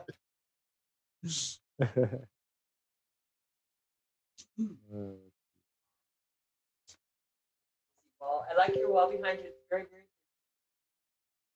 Oh yeah. One more shot. For the room. One more to go. One more for the road. Josh, as I send these pictures to Telegram, why don't you share them? Because I don't want to. Are they the pictures of us being shocked? Or, It's the crystals up close, so you can actually see the copper and all that crap that's in them. Because it's really crazy. When he said copper, I'm like, yeah, that's exactly what it is. Can you put it into the Wednesday chat and all that? I sure can eventually one day if I ever get back to them. Now that I've lost them, there they are. Yeah, I will send them all right now to Josh first, and then we will send them on from there to that as I push the buttons. As you're pushing, everybody like, for the dead Okay. air, everybody like. You, Josh, and they'll be in your hands soon, so dispense that will.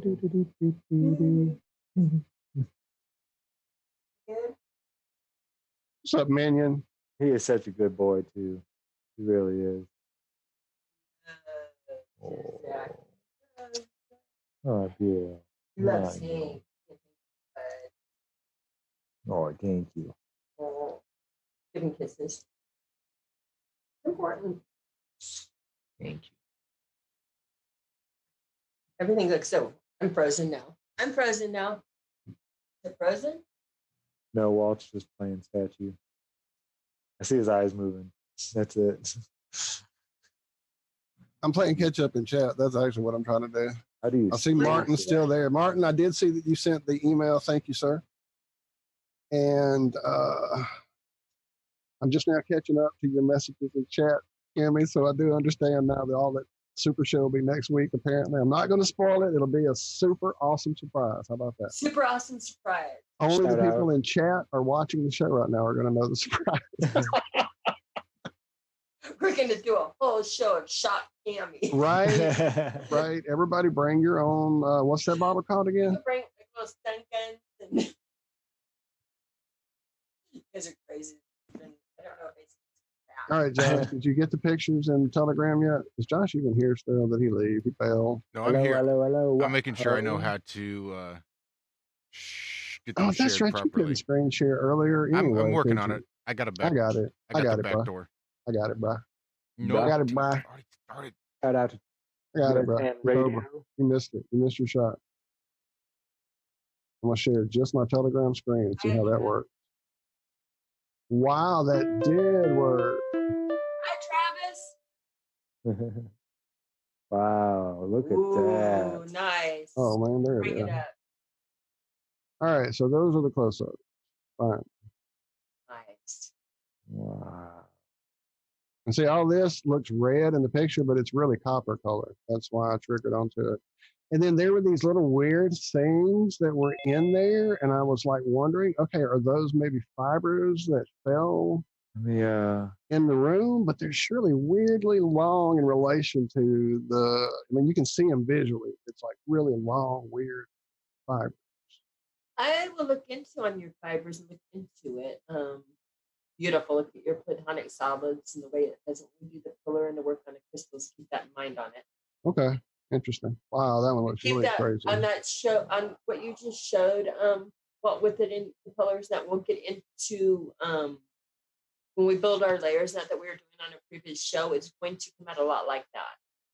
So you have a beautiful visual. Nice. Wow. Well, Beautiful wall.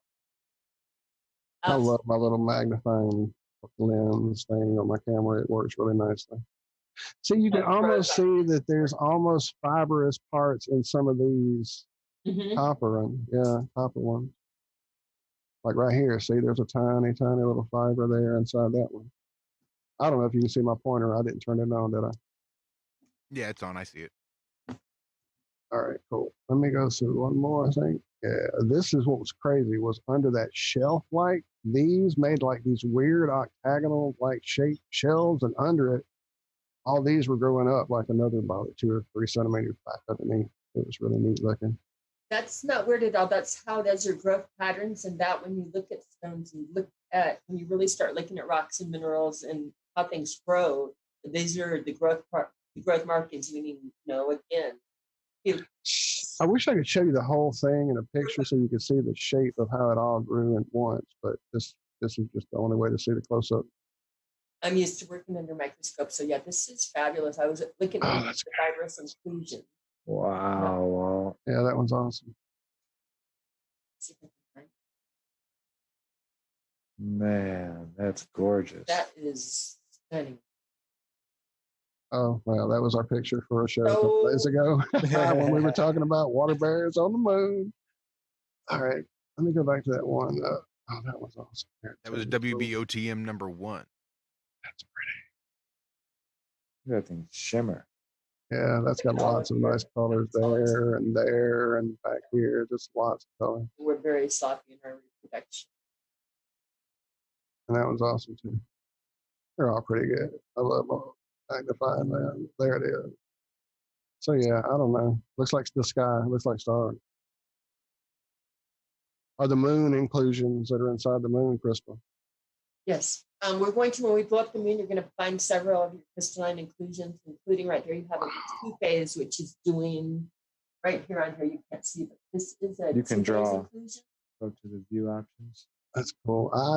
You can go to the annotate. Yeah, I'll leave it up because I was just noticing this here and this here are like almost fluorescing. That's nuts. Yep, you're right there. Light is Yeah, that one and the one above it, they're like they're fluorescing, and I didn't even notice it until we went back to it. I was too intrigued with the fibers. Keep the crystalline outline on here. Here you have, this is actually, I'm drawing that, a crystalline. Like a cube almost. You get inclusion, a gas or a liquid in the solid, you have again different details of it. And when you look at the moon too, when we blow up and we do some of our close-up shots on the moon, we're going to do the same thing and look at the inclusions on one of these shows. Yes. And what you're going to find is it looks like you're looking under a microscope. You compare that. I still remember the show where Bob talked about the pictures you had taken or the ones he was taking, and you had mentioned that they looked very similar to crystal inclusions, and it was like an aha moment for me. So that was a great show. Thank you guys for that.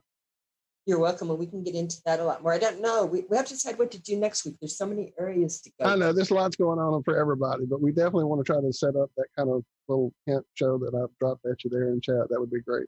And we could let's pimp the show. Yeah. There was, did I put that one in here? Yeah, this one with all the little tiny tower little crystals. Wow. That's classic. I love that one. Anyway, all right. I think that's all of them. Got a war show. And the other ones I took were so like too close or too far. It's hard to get that exact. When it's that close up and you're trying to do it handy and not with tripod, it definitely is difficult. You did this without a tripod? Yeah. I've learned the hold your breath trick on the breath out is when you do it. I used to try it on the breath in, and you still get a lot of shake doing that. But if you do it on your breath out and then snap, you can usually get some pretty steady shots. I've got some crazy close-up stuff I've gotten over the years with my little magnifying lens, butterflies and dragonfly wings while they're sitting on bushes and just crazy stuff. Oh, yeah. Good stuff. Snails. I think I took those snail shots when you were here, right? Yeah. Well, I have a time lapse of a snail crawling across the screen. It's like a 20-minute time lapse. It moves like a foot, but it's so cool watching it crawl across. I just realized Josh was waiting in the thing. Sorry, Josh. That's what I was going to share.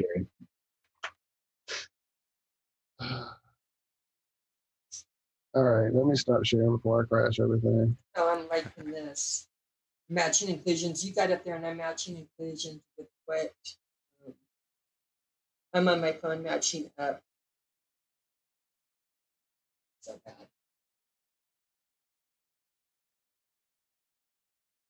And I'm about to dig for one more picture. Hang on. Yeah, I'm looking for one right now.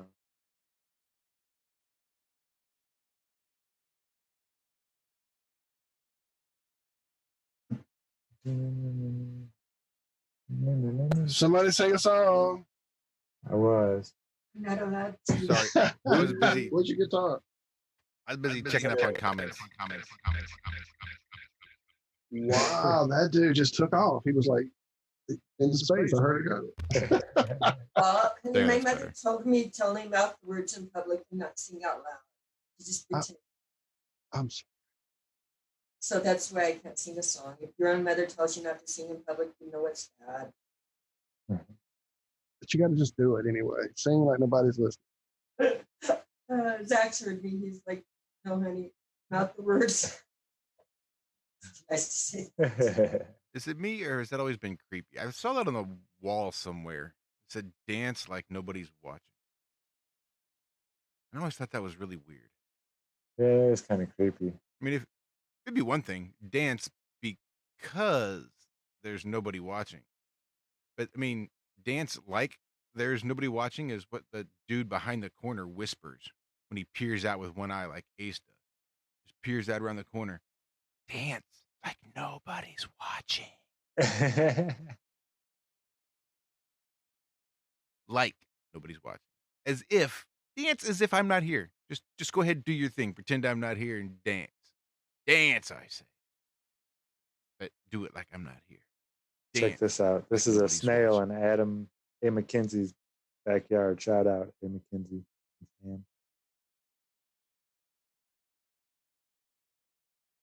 Oh, look at it.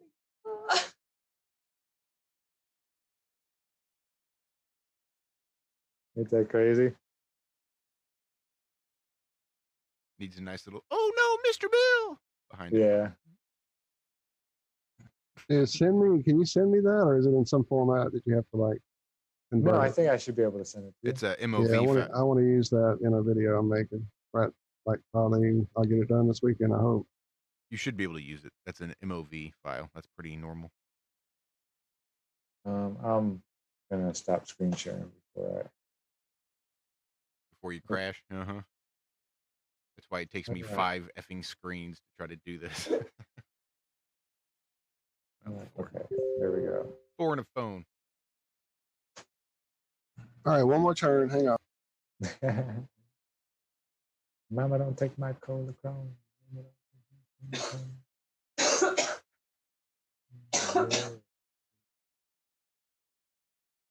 Mama, don't take my cola crown. Baby,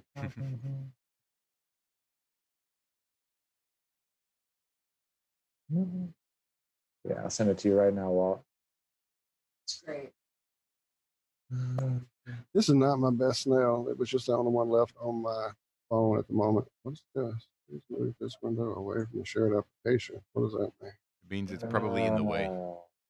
What happened? It might be in the way of what you're trying to share. You're not actually sharing this. Maybe. I don't know.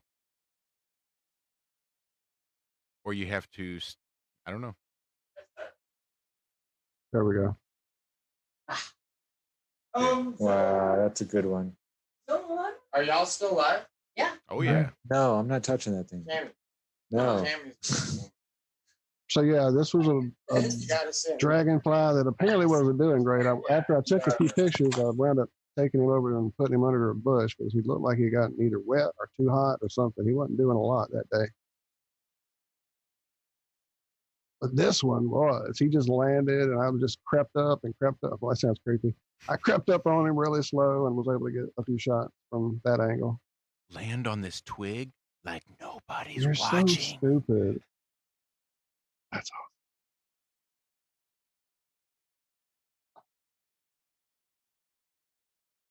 And the snail, but that wasn't, like I said, the best snail. All right, let me stop sharing because everything's getting wonky. I'm gonna stop. All right, are you guys gonna do the shot now? I want everybody mute up so that when we laugh at them, it doesn't cut away this time, and we can see the full effect. If we laugh at it. Win.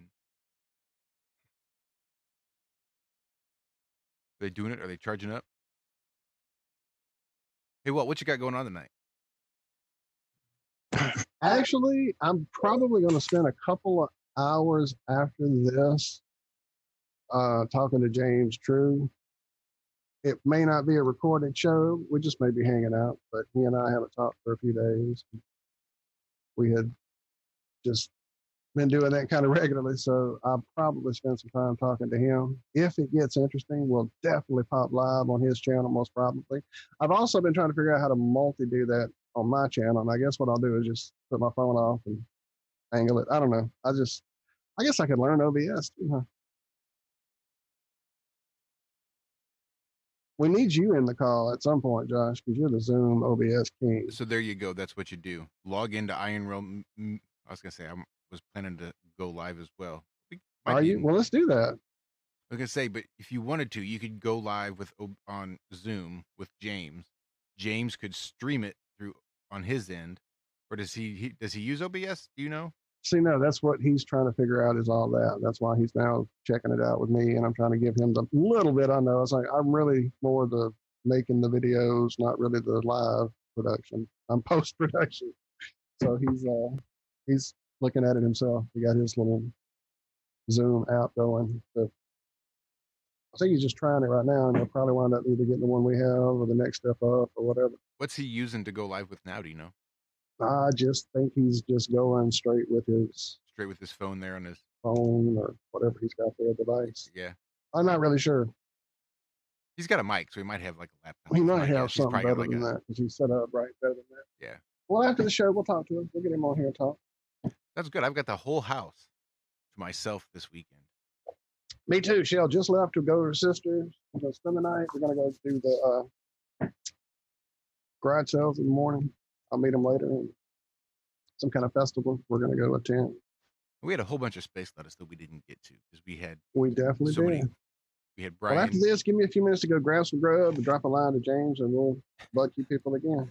Porn star. Wow, who is porn dude? You know That that's is how the Russians get your amazing. biometrics, right?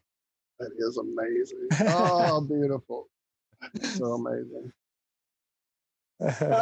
I have a buddy who every winter grows the full, like rugged mountaineer beard. And then when it's time to shave, he does it always. And I have to find those pictures just in crazy nuts ways like you did there.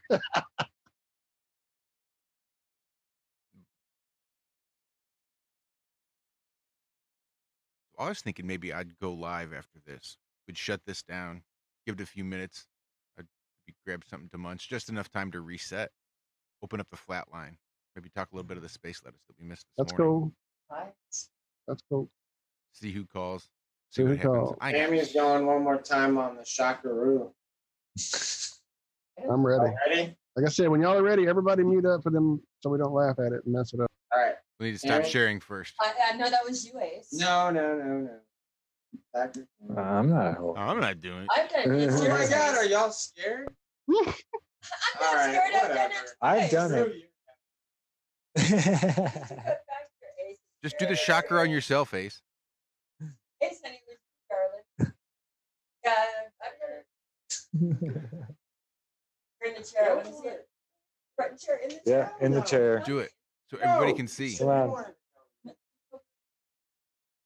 No, not. It does, man. It's a shock. It's a real. Dude, you only did it once. Dude, they've seen me do it more than once. Yeah, we can verify that. A that is chat room, not yeah. true.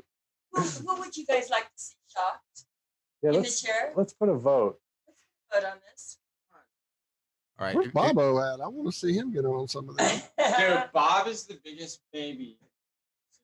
Not kidding. Hey, I'd be right there next to him. Go, man, fuck y'all. I do. My stepson used to have the game that came out probably 8-10 years ago that everybody had a little handheld thing connected, and it was basically Russian roulette with electricity. Oh, really I what it had was. that. It has the chrome little. Yeah, a little hole. Yeah, exactly. And it's That's a it. red thing. Red thing. That's the Yeah. one. Yes, that was so cool. When you started, I got a very vibe Christmas as a present. that my stepson does those kind of nuts things too. He's the same one that'll take the electronic lighter apart and walk over to you and zap you with it. Oh, I was doing, I was doing bang that. out I with was hooking them up to doorknobs and my Yep. brothers. You sound exactly I'm like like, a nut hey, truck. Scott, come here. How many people Like have you what? duct taped to a wall? Just tell us, Ace. I know there's been at least one, if not 6. What happened? How many people have you duct taped to a wall? Just admit it. I mean, under their own consent? Or... No, I no consent involved. Absolutely none. No. My stepson and them did his best friend's back on his. They did him on the back of his own tailgate and rode him around town. Duct taped them? to the rear. Oh, actually, of his at own Best truck. Buy, Yeah. we did take that shrink wrap, and we did shrink wrap some Oh, that's a beautiful. spinny chair. And we were pushing them around, and then they fell over on their side and couldn't Hey, get just up. It was so funny. Such infants. laughed at him and poked him with a stick. All right. Well, whenever y'all are ready, go right ahead and charge away. No, Cammy, damn it. It's your turn. I just did it. And I got your son to. Now it's your. So everybody in chat, if you want to see Ace get shocked, press 1. No. Yes. 33, Cammy. Ace is first, so he's number 1. I'm not doing it. No. For the people. Yeah, there's a see, vote. We got a vote. There's 1. Oh, There's 1. now, Cammy. The people have Oh, spoken. that's 2-1. That's a 2-1. I ain't no jive turkey. Right? That's 3, Dave. You're going down fast, Dave. 4. Oh, brother. Woo. Better go put your chainmail undies on. Huh? Oh, Dave, I got you too. Oh, by the way, everybody, give some good energy and love Candy's way. She had a little incident with her shopping this morning, and still apparently is trying to get that rectified. So, Shut up with your concave bullshit. oh, what? Get out of here. Not you. You were talking to me. I was like, what did I do? Shit. Man, and I charged this up so much. That's why I don't want to do it. Yeah, well, in that case, let me add this. That means use your tongue. Right, like a 9-volt battery. Hope so. I'm trying. It's not going to work. Okay, that doesn't count. No one's voting. Y'all suck. Look, everybody's voting. I see votes. Everyone. There's like 30-something people in here. Let me see. And all I see are ones. I see a lot of ones. I see a lot of people voting twice. All right, so if you haven't already voted, make sure you hop into chat. If you want to see Ace get shocked, 33 hit 1. for Cammy.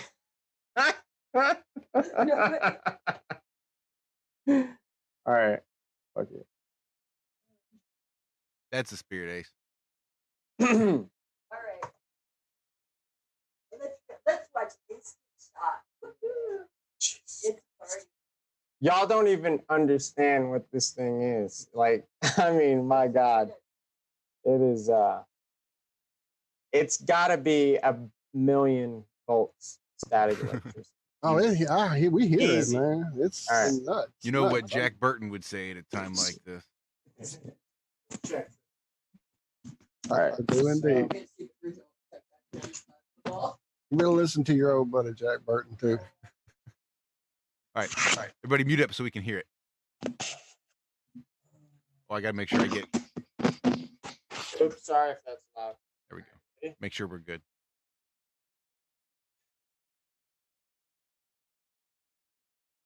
Ah, shit!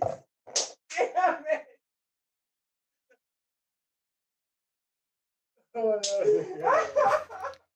my heart skipped a beat. I swear to God. Ow! Y'all couldn't even see that. All right. I still can't see. You gotta raise it up a little. Shit. All right, I'll be right back.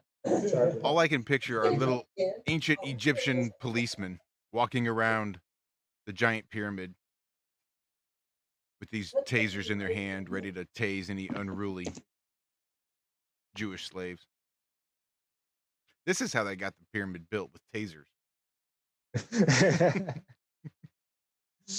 You guys walking around with water bottles. Need another one. Yeah, he used to charge his with static electricity from the television. And then he said they'd go on the trampoline and grab it off the trampoline and then shock people with it. That's awesome. We do it kind of quick, Van de Graaff generator style.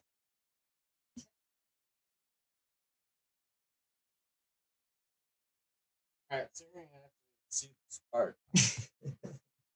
So explain to everybody what that is and how you just charged it up. Okay, so anyways, it's I think it's called a Leyden jar. I don't know what it's called, but anyways, you just take a plastic bottle, wrap it with foil. Right? It's just a smart water bottle. It's got water in it, normal water. Drill a little hole in the cap, put a paper clip down into the water. No, it's just tap water. And anyway, so back in the day when I was like 10 years old, we'd run around to the TVs, turning them on and off. You know how it makes static, right? Mm-hmm. And you take the paper clip and it absorbs all the static. And it somehow, I don't know how, science, it stores the static inside the water. We even made a big one and we'd run a wire to this and like static off the trampoline, you know, trying to get more of a jolt. But Zach's got that Van de Graaff machine that literally just produces static on demand. So I've been charging it with that. So instead of having to turn TVs on and off a bunch. I don't know. Let's see if we can see this. Let's see. Can you hold that up? Yes, just like that. Yeah, yeah. Now, yeah. all All right. Ready? So, yeah, you hold on to the foil part. And the cool thing is you leave this laying on a counter and someone picks it up. They're like, what's this? And they, all right.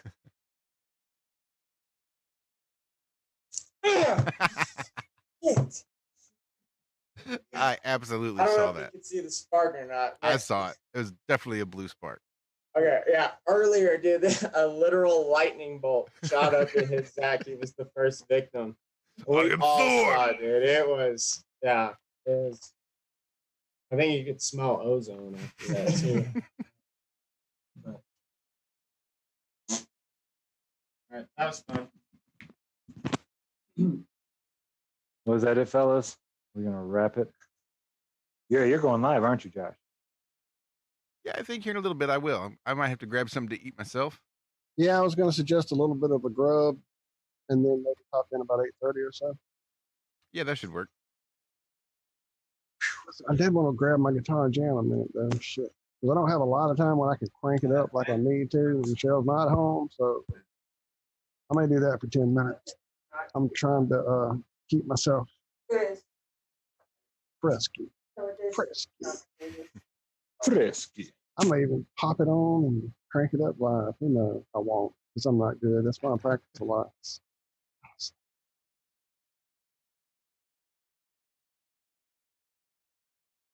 And I play weird bands, obscure bands nobody knows. So yeah, I won't be doing that. Did you lose somebody? Me. Uh-oh. Did My I other freeze one. up? Oh, no. Yeah, No, you're good. like, no, but truly everything did. Like everything froze on my screen. I did. Y'all did. That's no good. I've been sharing too much. So it may be really time for me to, after we get off, I'm going to reset everything again. It was Savanye making your computers bad gravy. Oh Shout yeah, out don't forget Johnson. we've got the space bears on the moon. We got the water bears on the moon. We need to get to Owen. Oh, tardigrades are a hoax, by the way. They are. There's not one. Look for real images of tardigrades. It's just like Yeah, satellites, all right. CGI. I think. And they say Adam that and- they're like a millimeter long. Hello, we should have real pictures of them. Oh, so we found a document, scientific journal kind of write up, right? And it says that the female tardigrade performs oral sex on the male for an hour. And all this, and they're showing pictures of it and everything, dude. I was like, this is the biggest troll I've ever seen in my life. Tardigrade porno. Who knew? It is, yeah, it's a hoax, I'm telling you. And these people are laughing at us. Yeah. So Well, that's kind of where we took it this morning as well. tardigrades on the moon. Turns out the Israelis didn't sneak them on board like the claim. Apparently they were already there. What? Well, yeah. I mean, when you got tons of astronaut poop already on the moon, There you go. What do you expect? what do you expect? All right, well, I guess we can wrap this up, eh, boys? Sounds good. This has been another episode of Have No Sphere. Thank you so much for hanging out with us this Friday. Come join us again next week. We will have Cammy Nodell back to And- play with some toys. And really quick, before we leave, I would like to say welcome to the channel, Etienne Forget. And Ace tends to run a little hot sometimes. Welcome, and we hope you come back and hang out with us next week. And if you have some time on Tuesday or Friday morning, we do a live show over on TFR called Ironworks. Josh and I and Zach, that guy hanging out with the room full of electroshock therapists. So come hang out with us. Definitely. We have a good time. Doc over there in the Michael in morning. the house. Sorry, I just saw Doc in the house. He's actually in the house. He's here. Oh, he's there too? Well, Yeah, get him on it's- camera. You want me to grab him? I'm coming to Denver. Yeah. I One of mean, these the days. party's obviously in Denver, I'm just going to show up at the doorstep. I'm going to right? You won't even know we're text coming. Zach. so All we'll right, just do Zach, that. shoot me the address. I'm going to waze it. I got to waze it. But I'll be there. Yeah, you could probably get here and you'd be here by tomorrow, no problem. Drive till you We can't do have drive, the house to take you ourselves, 2 hours. Josh. What'd you do this weekend? Well, I went to here's what I did. I went to Colorado. Took out a small Denver. loan. Ah, that's great. Well, hopefully Doc will come up. We'll see if he does. I know. I'll be curious. Wait. They took two of them. Cammy went to dragging. Yeah, I'm gonna play with certainly. these. I'm sorry. Go ahead. I'm playing with these. I'm gonna make some big ones.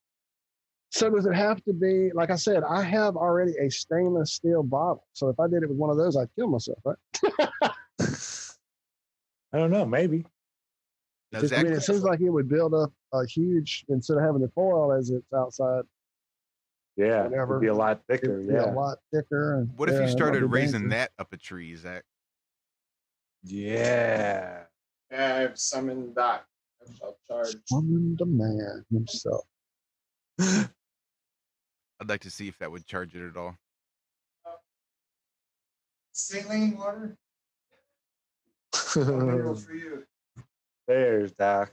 No, but the saline water. Oh, go ahead. Welcome to the channel. All right, Glad guys. to have you on the screen with us, Doc. What's We'll up, see Doc? you in chat all the That's time. not original. Thanks.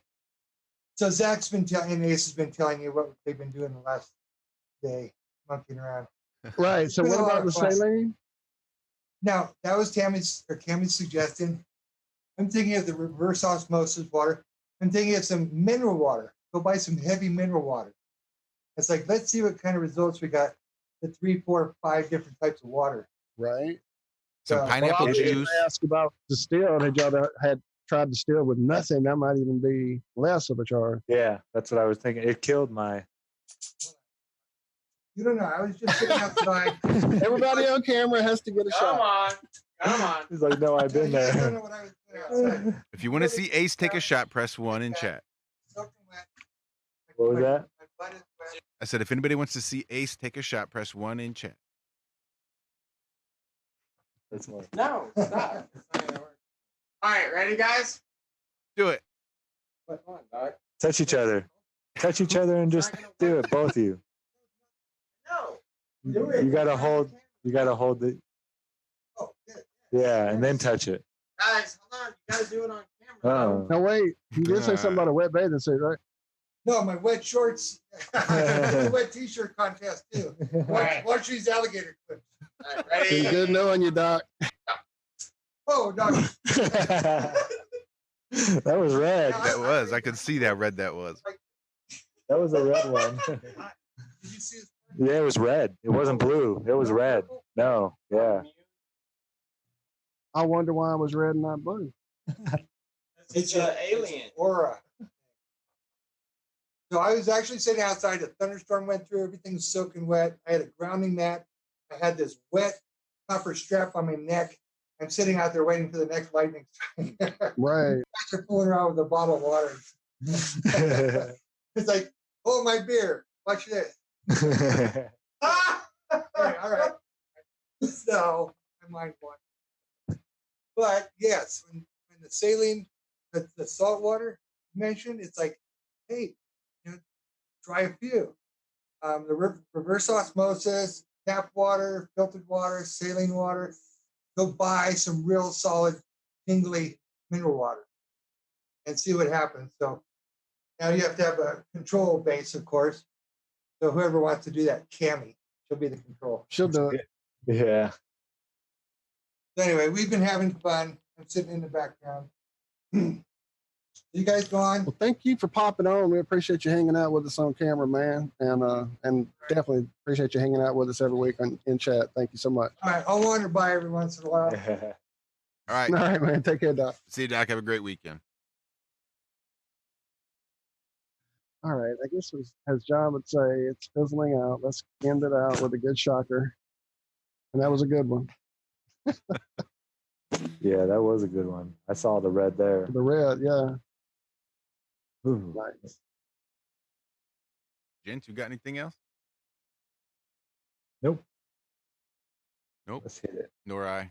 Love y'all. Love you, Zach. Thanks, Ace. Love you. Thanks. Peace. Love y'all. And tell Cammy we love her. She's not in there, but she knows. We'll talk to her this week about next weekend and figuring out how to make this thing nice and big and a good show, as always. Where's the music coming from? I hear music. It's distracting me. That's it. Is that you? It's the Lonely Man theme. Ah. Zach has to leave eventually. But thanks everybody for tuning in. It's been another awesome show. Thank you so much, Douglas Falk, Falk. Yes. I'm not a potty mouth. Thank you, Roxanne. Thank you, Robin. Thank you, Jason. Thank you, John. Thank you, Zach. Thank you, Walt. Thank you, Adam. Did I get everybody? I think I did. I think you did. And please, the link is in the description. Globe, like, go to the tour and to the links, UK, all of that. Get your tickets, get the word out. I'm actually about to take some of the images that Jason sent to Josh and make a real quick little promo video and just throw it up here on my channel, our channel, just trying to get this thing rolling. And certainly, you guys heard me earlier. I invite you over there on TFR. Get in touch with us, and certainly we would love to talk about it there as well. That's it. At an animal shelter, put out some T-shirts I saw I really liked. Bark less and wag more. Nice. This has been Have No Sphere right here on the Iron Realm Media YouTube channel. Thanks, everybody. We'll catch you next week. Bye-bye.